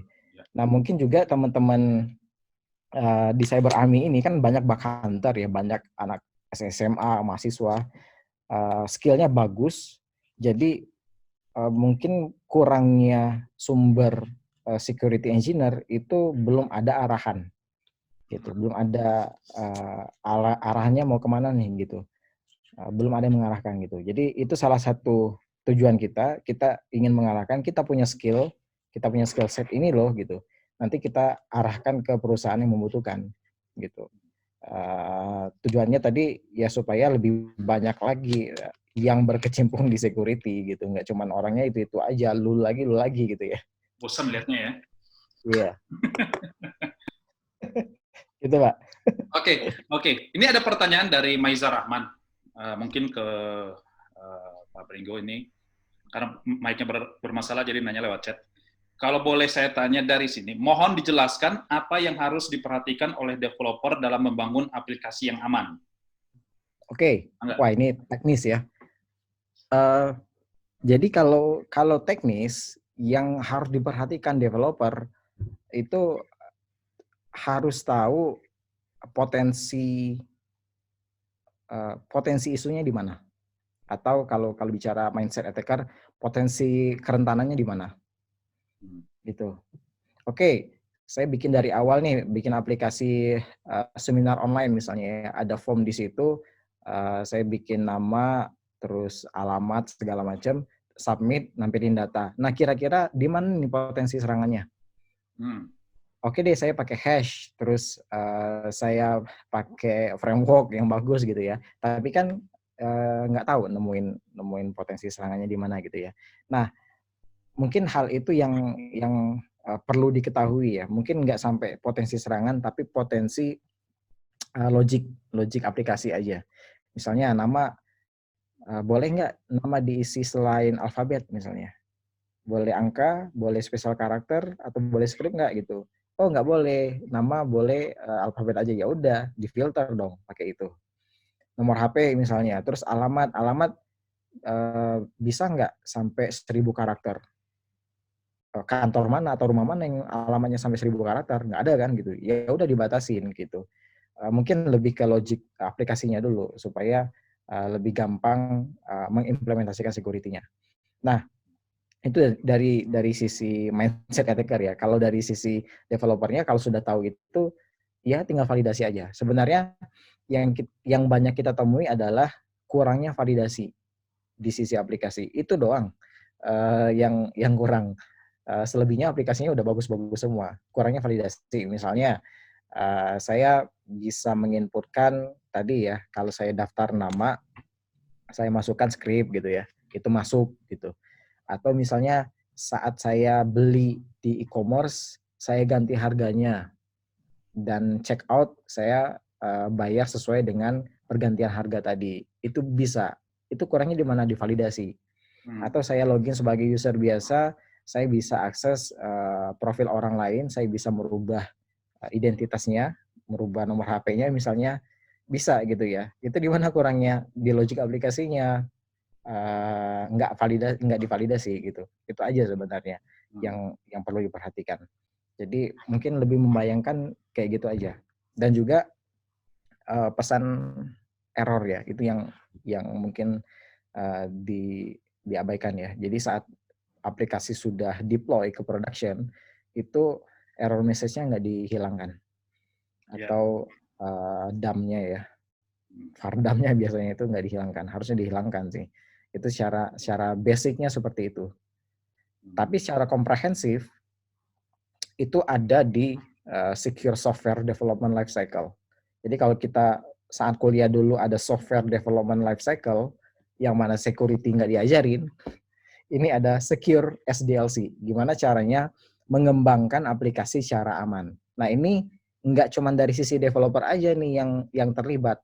Kalau tadi sisi teknik dari developer, tapi kalau Secure SDLC itu ada developernya, ada analisnya, ada attackernya, ada orang security-nya. Ya DevSecOps lah kurang lebih gitu ya. Jadi dari sisi desain, kan secara garis besar ada 4 ya kalau nggak salah ya. Ada design, terus ada build, ada test, ada deploy. Nah, dari sisi desain itu sudah menerapkan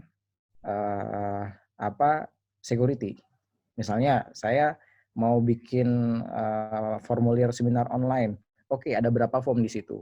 Ada potensi celah keamanan apa di situ? Itu dianalis oleh attacker, oleh orang security. Setelah itu di list, di mapping semua, dipetakan semua, potensi ancamannya apa, rekomendasinya apa. Saat masuk ke tahap kedua, secure coding tadi ya, atau build tadi, itu diimplementasikan kontrol-kontrolnya oleh teman-teman developer. Nah, saat tes, itu kebanyakan kalau testing itu kebanyakan testing fungsi ya. Oh, yang penting fungsinya jalan deh gitu. Baru di UIT gitu ya. Tapi kalau ini enggak, testing fungsi dan security-nya. Jadi dua-duanya dites oleh orang security.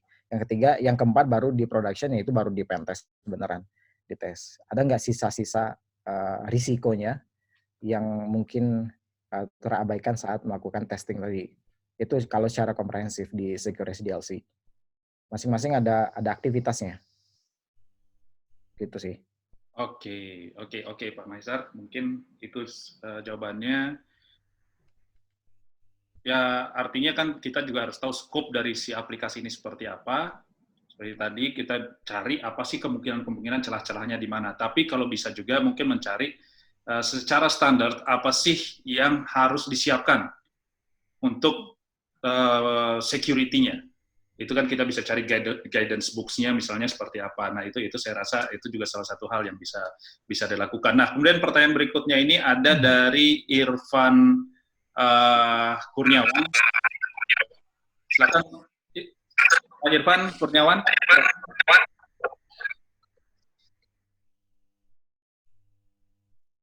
Pak Irfan. Selamat siang, semuanya bisa mendengar mungkin? Ya, bisa Pak. Oh ya, sebelumnya terima kasih ya Pak David dan rekan-rekan semua. Satu kesempatan yang sangat berharga menurut saya bisa join di acara webinar seperti ini ya. Saya karyawan swasta Pak, tapi memang belakangan mulai masuk ke dunia cyber security khususnya ya. Saya sih background-nya lebih banyak di jaringan Pak, di network ya. Tapi sekarang mulai masuk ke security. Saya ada pertanyaan boleh nih Pak ya ke Pak Umar khususnya, menarik. Boleh silakan Pak. Iya, jadi Pak Umar salam kenal sebelumnya ya. Pak ini kan tadi juga diceritakan kerentanan semakin meningkat, threat sudah semakin banyak ya. Terus kita harus di-equip juga dengan skill dan knowledge yang juga mumpuni. Terus saya lihat juga sekarang di bidang security information system ini, itu sertifikasi begitu banyak, framework juga banyak. Sebetulnya pertanyaan saya adalah, gimana itu mengambil, mempelajari ya. Ya sekarang kan ada CISSP misalnya seperti itu, ada CISA ya.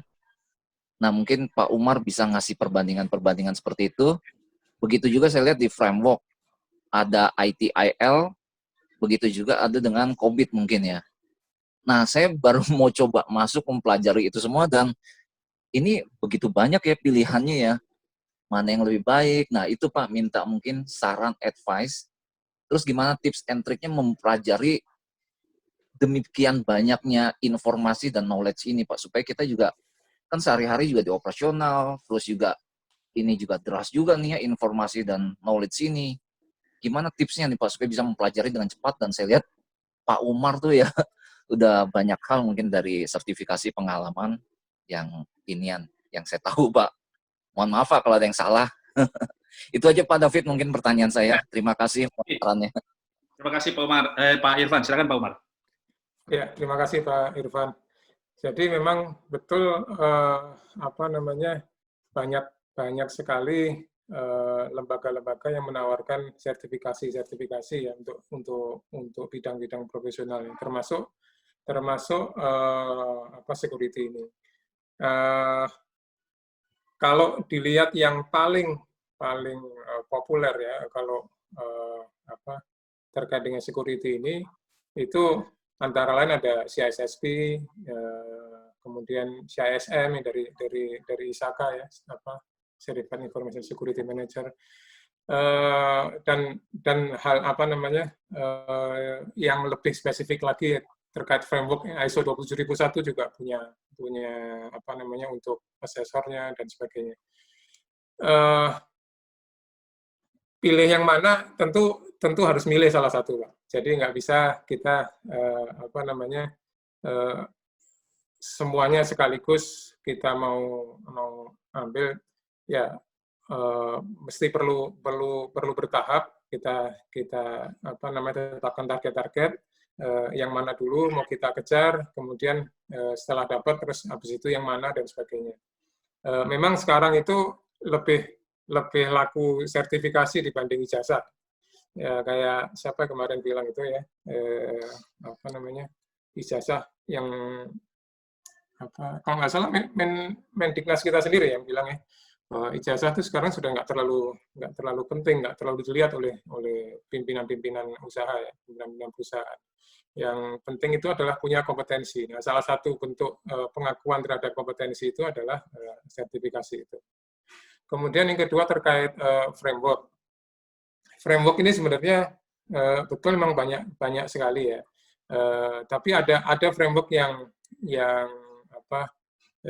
sifatnya spesifik ya untuk contohnya untuk information security management ini itu bisa dibilang de facto standarnya adalah ISO 27001 atau 27002 ya. Itu adalah de facto standar untuk information security management. Tapi framework lain kayak COBIT, ITIL, NIST itu juga mengeluarkan framework untuk security yang sebenarnya kalau kita baca itu sebenarnya saling melengkapi. Nah, salah satu yang mungkin bisa memang digadang-gadang didesain untuk itu adalah misalnya COBIT ya. COBIT itu memang dia ingin mempertahankan posisinya sebagai framework payung ya, framework umbrella framework. Sehingga dia berusaha menjaga supaya dia jadi payungnya, kemudian detail-detailnya itu adalah framework yang lebih spesifik kayak ISO 27001, ada ETL, ada NIST, ada PMBOK dan sebagainya. Tapi kalau kita lihat perkembangannya, evolusinya COBIT itu selalu mengarahnya dia ingin mempertahankan posisinya sebagai umbrella framework. Tapi kalau kita mau tahu domain yang lebih detail lagi, kita nggak bisa hanya pakai COBIT, tapi harus pakai framework yang lain. Dan saya lihat itu sebenarnya saling melengkapi ya, satu framework dengan framework yang lain. Itu mungkin karena waktu ini. Oke. Gimana Pak Irfan? Tapi mungkin Pak Umar mulainya dari yang mana sih gitu? Mungkin itu. Terima kasih Pak. Maaf. Saya tambahan dikit ya. Pak David, ya, Pak Umar. Iya, gimana Pak tips-tips belajarnya? Saya lihat juga Pak Umar kan sudah ngambil beberapa sertifikasi itu Pak ya. Mungkin ada tips dan sharingnya buat kita semua cara belajarnya kurang lebih gitu Pak. Ya, tengah-tengah kesibukan kalau lebih senggang nih. Betul. Ya sebenarnya background saya adalah informatika ya. Jadi dulunya saya itu adalah developer. Ya, sampai pada satu titik saya melihat ketika saya banyak implementasi ERP dan lain-lain itu ya, itu banyak mindset yang salah dari manajemen klien-klien kami waktu itu, yang menganggap bahwa ketika implementasi IT itu adalah beli software, beli sistem, beli hardware, pasang, selesai gitu. Padahal tidak seperti itu kan.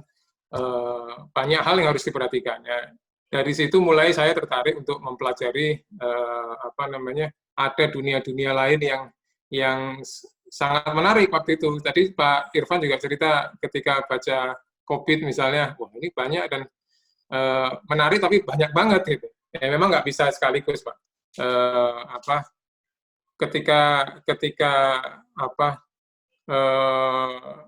mungkin orang-orang yang lulus sertifikasi seperti misalnya CISA atau yang sejenis itu kan pertanyaannya itu adalah pertanyaan-pertanyaan yang sifatnya menguji sense ya, bukan sekedar hard knowledge gitu ya.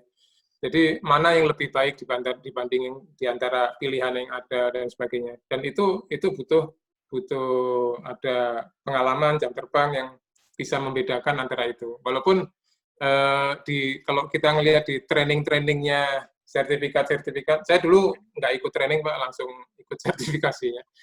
Di training-training sertifikasi itu sebenarnya sudah diajarkan tips-tipsnya ya. Mana kira-kira yang cara menjawab dan sebagainya. Tapi menurut saya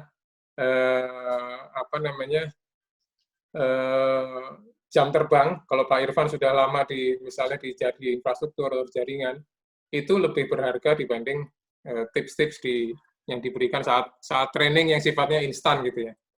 Jadi kompetensi bisa dipelajari dengan cepat. Kalau kompetensi bisa buku-buku referensi sekarang banyak sekali. Tapi pengalaman atau sense itu yang susah untuk dibeli kecuali dengan pengalaman. Dan itu saya pikir Pak Irfan kalau sudah lama di infrastruktur itu punya sense itu, Pak. Sudah punya modal, Pak. Oke. Gimana Pak Irfan ya? Terima kasih, Pak. Ya, terima kasih Pak Irfan. Sukses, Pak. Oke, pertanyaan selanjutnya dari Indra Guna. Silakan. Ada fit ya? Udah dulu ya? Ya, Mas Indra, silakan. Indra? Oh, ini Mas Indra. Indra? Oke. Halo, Mas. Mas Sony kayaknya, Mas. Mas Indra. Siapa duluan nih? Oke, kita lanjut aja ke ini. Mas Sony kayaknya mau tanya, Mas. Ya, silakan. Silakan Mas Sony. Oh iya, terima kasih semuanya. Oke, terima kasih semuanya atas kesempatannya. Mau nanya aja dikit, kalau kita mau mengelaborate ya kebutuhan security information system dalam project gitu. Kan kita biasanya selalu miss hal-hal kayak gitu ya. Once kita punya sebuah project, kadang-kadang kita suka melupakan masalah pentest, terus dan lain sebagainya seperti tadi disampaikan. Nah kira-kiranya kalau misalkan dielaborate dengan konsepnya join dalam sebuah project itu, kira-kira kita bicara Mendes-nya itu untuk yang standar aja untuk melakukan pentest dan sebagainya itu kira-kira butuh berapa lama ya? Karena kan saya melihatnya gini, saya melihatnya secara buat kita sendiri security itu penting ya. Cuma kadang-kadang tes komis kalau kelupaan pada saat sudah berjalan baru kita ingat, oh iya kita lupa belum ini. Nah jadi kayak apa ya? Kayak suatu hal yang penting tapi suka dilupakan. Nah kadang-kadang saya sering juga ketemu klien kebutuhannya itu ya aplikasi aja. Mereka nggak mikirin masalah itu. Nah, bagaimana mengeduket mereka soal itu juga kan? Buat kami juga untuk hal yang tadi yang security tadi. Ya jadi kurang lebih seperti itulah. Oke, itu pertanyaannya Pak. Oke. Halo. Ini ke Pak siapa ini? Pak Pringgo kan? Nggak tahu ya siapa yang cocok nih. Pak Pringgo kayaknya. Ya. Oke, saya dulu jawab, mungkin Pak Umar nanti ya. Ya. Oke, kalau bicara pentest berapa lama tergantung scope sebenarnya ya. Tergantung scope. Contohnya satu aplikasi untuk scope web aplikasi misalnya, atau untuk scope mobile aplikasi itu bisa sampai 6 harian, bisa seminggu lah, 7 harian untuk satu aplikasi ya. Tergantung banget ini sebenarnya, tergantung aplikasinya, tergantung scope-nya, tergantung orangnya, tergantung pentesternya ada berapa gitu, dan tergantung budgetnya. Gitu. Tapi biasanya kalau bicara hari ya sekitar semingguan lah, 6 hari, 7 hari kayak gitu biasanya. Itu langsung report tuh satu aplikasi. Untuk normal ya. Itu dilakukan di awal atau di akhir? Apanya nih yang awal akhirnya? Ya proses untuk pentestnya. Ya pentestnya dan sebagainya itu. Nah, itu dia. Yang paling banyak kami temui ya kebanyakan itu di akhir gitu. Harusnya kalau di secure SDLC itu nggak di akhir. Itu ada pada bagian testing. Jadi ada design, ada build, ada test. Test itu ada fungsi dan ada security. Tesnya di situ tuh pentestnya. Siapa yang pentest? Bisa dari eksternal atau bisa dari internal, orang security yang tes. Setelah itu baru di production. Setelah di deploy ke production baru di pentest beneran. Gitu. Pentest beneran tujuannya untuk apa? Untuk ngelihat risiko sisanya. Ada nggak yang miss saat di bagian tes tadi?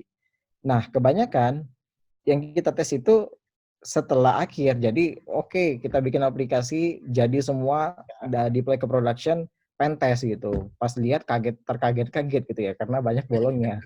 Kok banyak bolongnya sih? Ya iyalah nggak dites awalnya gitu kan. Kayak gitu, Pak. Kebanyakan di akhir, Pak. Jadi best practice-nya bagusnya dari depan ya? Ya, dari awal. Kalau best practice, dari awal dilibatkan ya? Dari awal banget, kalau security, dari desain ya harus benar. Ada threat modeling di situ, ada secure coding di situ, ada source code review di situ, ada testing fungsi dan security, baru ada pentest. Kalau kita kan nggak bikin aplikasi langsung pentest gitu ya. Iya. Apalagi budget terbatas ya. Gitu biasanya.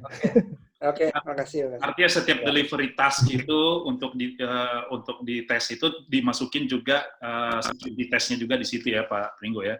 Iya. Ya, betul. Pak Pringgo itu kalau di Cyber Army Pak, mendesainnya berapa Pak untuk pentest Pak? Kalau di kita nggak pakai Mendes ya, kita ada paketan sih. Jadi paket 30 hari untuk bug hunting gitu ya. Bisa bug hunting, bisa pentest. Tapi pentestnya ya kayak bug hunting juga karena resource kita banyak kan. Gitu. Kalau pentest kan biasanya 3-4 orang itu udah banyak yang melakukan. Tapi kita bisa lebih dari 10, 20, 30 bisa yang melakukan pentest gitu. Ada juga paketnya ada apa aja tuh Pak? Sekalian promosi aja Pak sekalian. Gimana? Paketnya ada apa aja? Promosi aja Pak. Kalian promosi gitu. Oh, dari mulai 14 hari atau 7 hari gitu ya. 14 hari ya. Itu untuk startup itu 14 hari bug hunting. Public bug hunting artinya semua yang terregistrasi, yang tervalidasi di Cyber Army itu bisa melakukan testing di situ. Bisa melakukan tes itu hanya 14 hari dengan prasyarat maksimal laporannya 5 atau 6 laporan gitu kalau nggak salah. Jadi meskipun sebelum 14 hari itu ada 6 laporan itu programnya ditutup gitu. Ada juga yang 1 bulan, ada juga yang per 6 bulan. Per 6 bulan itu sudah bukan bug hunting tapi VDP ya, Vulnerability Disclosure Program. Itu lebih ke security improvement. Misalnya kalau pentest, oke kita pentest sebulan misalnya ya. Yakin 11 bulan nggak ada serangan gitu kan, gitu aja. Pentest sebulan doang, setelah itu emang yakin nggak ada attacker yang nyerang. Sehingga kita bikin program, oke 6 bulan, setahun, itu di testing terus sepanjang waktu itu. Saat ada laporan, saat ada kerentanan yang ada, itu dilaporkan dan segera patch. Jadi lebih ke security improvement. Oke. Oke, Pak David. Silakan terus, Pak. Oke, mungkin satu pertanyaan lagi, Pak Sis ya. Ini mungkin pertanyaan terakhir lah, karena waktunya juga sudah ini. Kayaknya kita nanti bikinnya 5 jam.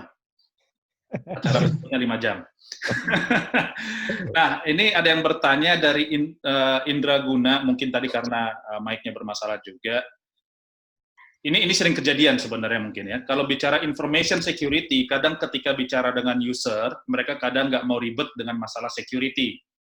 Nah, pertanyaan saya, bagaimana bisa compromise dengan user yang tidak mau ribet masalah security, tapi keamanan kita tetap terjamin? Gitu. Nggak, Pak Pringgo mungkin? Itu user mana dulu ya? Yang kita temui ya, user enterprise, itu mereka aware terhadap security. Ya, mereka aware terhadap security, mereka tahu proses-proses di security, sehingga mereka minta itu malahan, Pak, kita mau di pentest, kita mau di audit IT, mau di segala macam gitu ya. Tapi untuk teman-teman user yang belum mengerti seberapa penting security, ya kasih tahu aja dampaknya, itu aja secara sederhana ya.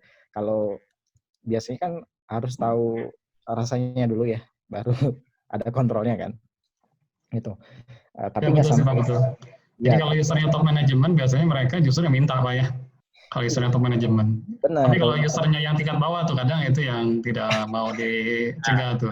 Ya. Biasanya emang user yang tingkat bawah. Ya, kalau user top management mereka udah aware ya biasanya. Tapi kalau teman-teman yang belum aware, ini untuk user yang belum aware, itu kasih dampaknya.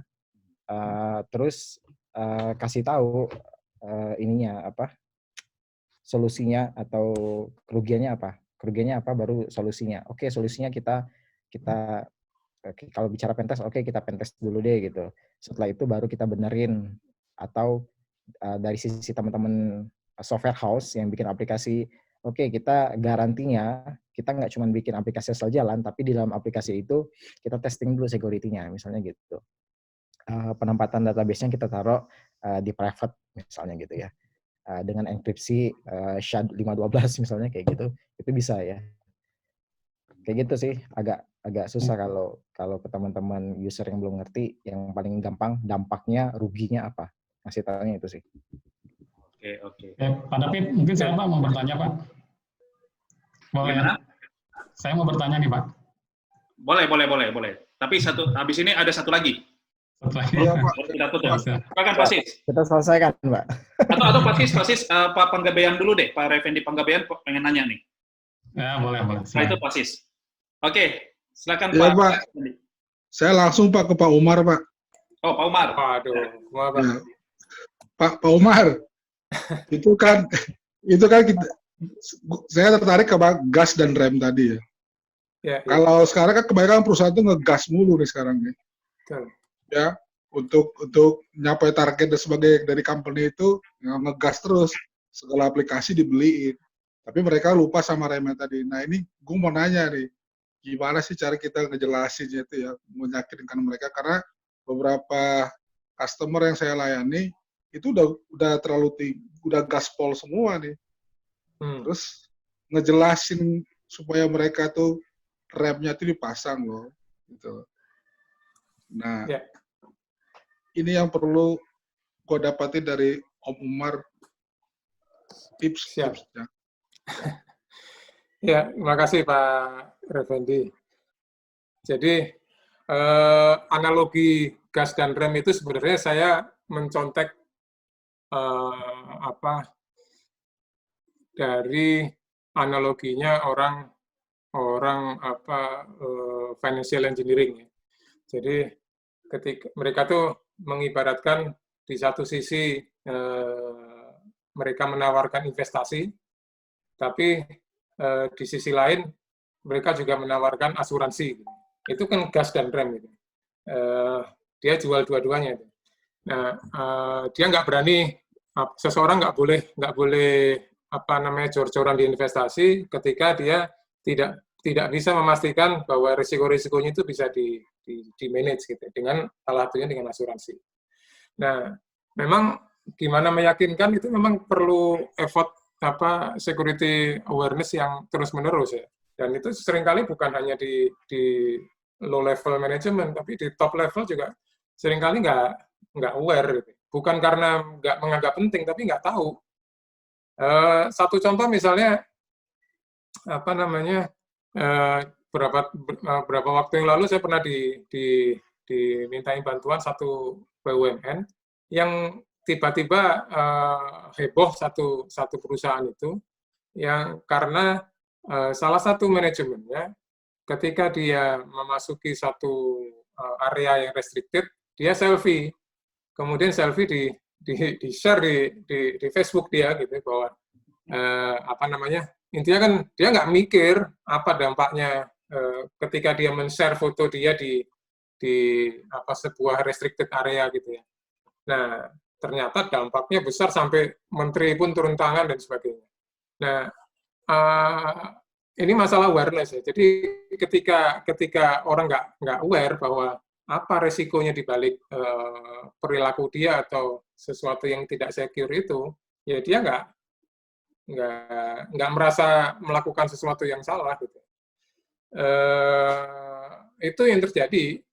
Apa namanya, security itu dianggap sebelum ini terutama security itu dianggap sesuatu yang ini nggak menghasilkan apa-apa, ini biaya aja ini biaya doang gitu, nggak menghasilkan. Kan biasanya ketika orang mengeluarkan apa namanya biaya, dia harus ada pasangan penerimaannya gitu kan. Ini apa? Ini biaya doang gitu. Jadi nggak ada belum aware bahwa ketika once terjadi serangan terhadap security ini bisa hancur bisnisnya, bisa kerugian resiko finansial, reputasi dan sebagainya bisa habis gitu.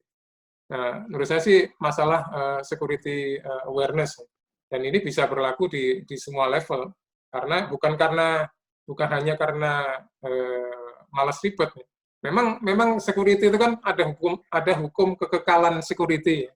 Security itu berbanding terbalik dengan convenience, dengan kenyamanan. Jadi ketika mau secure, biasanya kenyamanannya juga harus ada yang dikurangi. Agak ribet-ribet dikit, tapi kalau mau secure itu. Orang mau masuk ke ATM, supaya secure ada ruangannya, kemudian harus punya kartu, harus ngapalin PIN, nanti kalau tambah secure lagi harus masukin sidik jari dan sebagainya.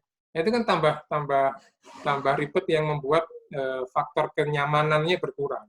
Ya, tapi tinggal dipilih kesetimbangan antara security dengan convenience ini yang mana, pada titik mana yang mau diambil, kemudian diketahui di dalam resiko itu ada residual risk, ya, sisa resikonya yang masih bisa diterima itu seberapa banyak, seberapa besar.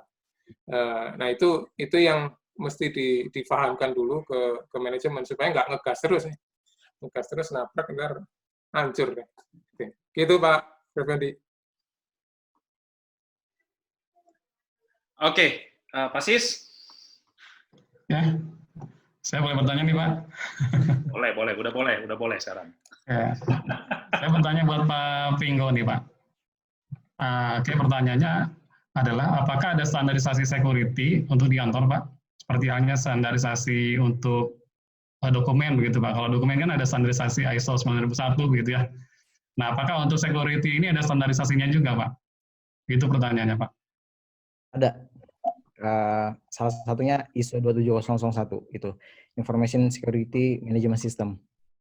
Maksudnya apakah bisa didetailin Pak? Misalkan kalau server itu kan dia harus instalasi di lokasi seperti apa? Yes. Apakah di ruang AC-nya berapa derajat Celcius? Begitu. Ini agak teknis nih Pak. Karena di sini pesertanya banyak orang-orang IT nih Pak. Ya. Bagian jadi ISO, hardware. Ya oke. ISO itu mencakup dari level manajerial sampai teknikal ya.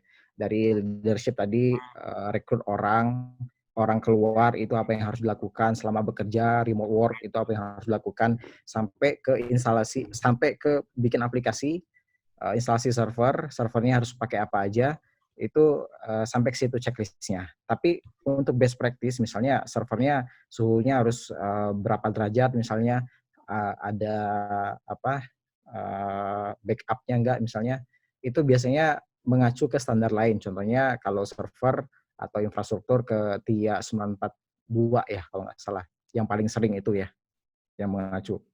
Atau kalau aplikasi mengacu kemana? Biasanya ke Open Web Application Security Project, lebih ke situ checklistnya. OAPS ya, lebih ke situ. Atau misalnya bisa juga entah itu aplikasi, entah itu server ya, infrastruktur, itu bisa mengacu ke NIST. NIST SP800 itu banyak standar best practice untuk security. Tapi itu nanti dibungkus di ISO 27001 tadi. Karena kalau kita bicara security, nggak cuma teknologi, tapi people dan prosesnya harus dibenerin. People, proses, dan teknologi. Di ISO 27001 itu sudah mencakup 3 entitas itu. Gitu, Pak. Oke, sip. Terima kasih, Pak. Sama-sama, Pak. Oke, karena waktu juga mungkin ini yang terakhir, Pak Sis. Pertanyaannya, dan kita harus lanjut nih kayaknya minggu depan nih, Pak Sis. Untuk security ini. Betul. Ada usulan Pak Pringgo buat materinya apa? Bagaimana Pak Sis? Dari Pak Pringgo mungkin ada saran untuk minggu depan Pak materinya apa? Saya kepikiran ISMS ya mungkin ya. ISO 27001, tapi lebih ke basicnya apa aja sih yang perlu diperhatikan untuk membangun sistem manajemen keamanan informasi di sebuah organisasi. Gitu. Oke, lebih detail Pak ya bahasannya. Mungkin ada masukan, boleh. Oke, itu udah bagus Pak. Jadi mungkin harus kita detailin sih Pak, karena tidak semua orang itu paham juga kan. Bahkan bagi saya pribadi ya, ini banyak istilah yang baru sih Pak. Kesannya karena saya dunianya ERP, bukan dunia security, jadi COBGET 5, PCI, DSS, itu hal yang baru sih sebetulnya. Betul nggak Pak David? Atau Pak David sudah pernah tahu sebelumnya ya? Sedikit. Sedikit, jadi belum ini juga. Bahkan itu aplikasi Pak Sis itu harus dites juga itu. Harusnya gitu Pak. Setelah ini harusnya harus langsung dites Pak. Ya. Aplikasinya itu dulu dong, aplikasinya mentornya Pak Pringgo dulu, Pak Hanif, Infocast. Oke.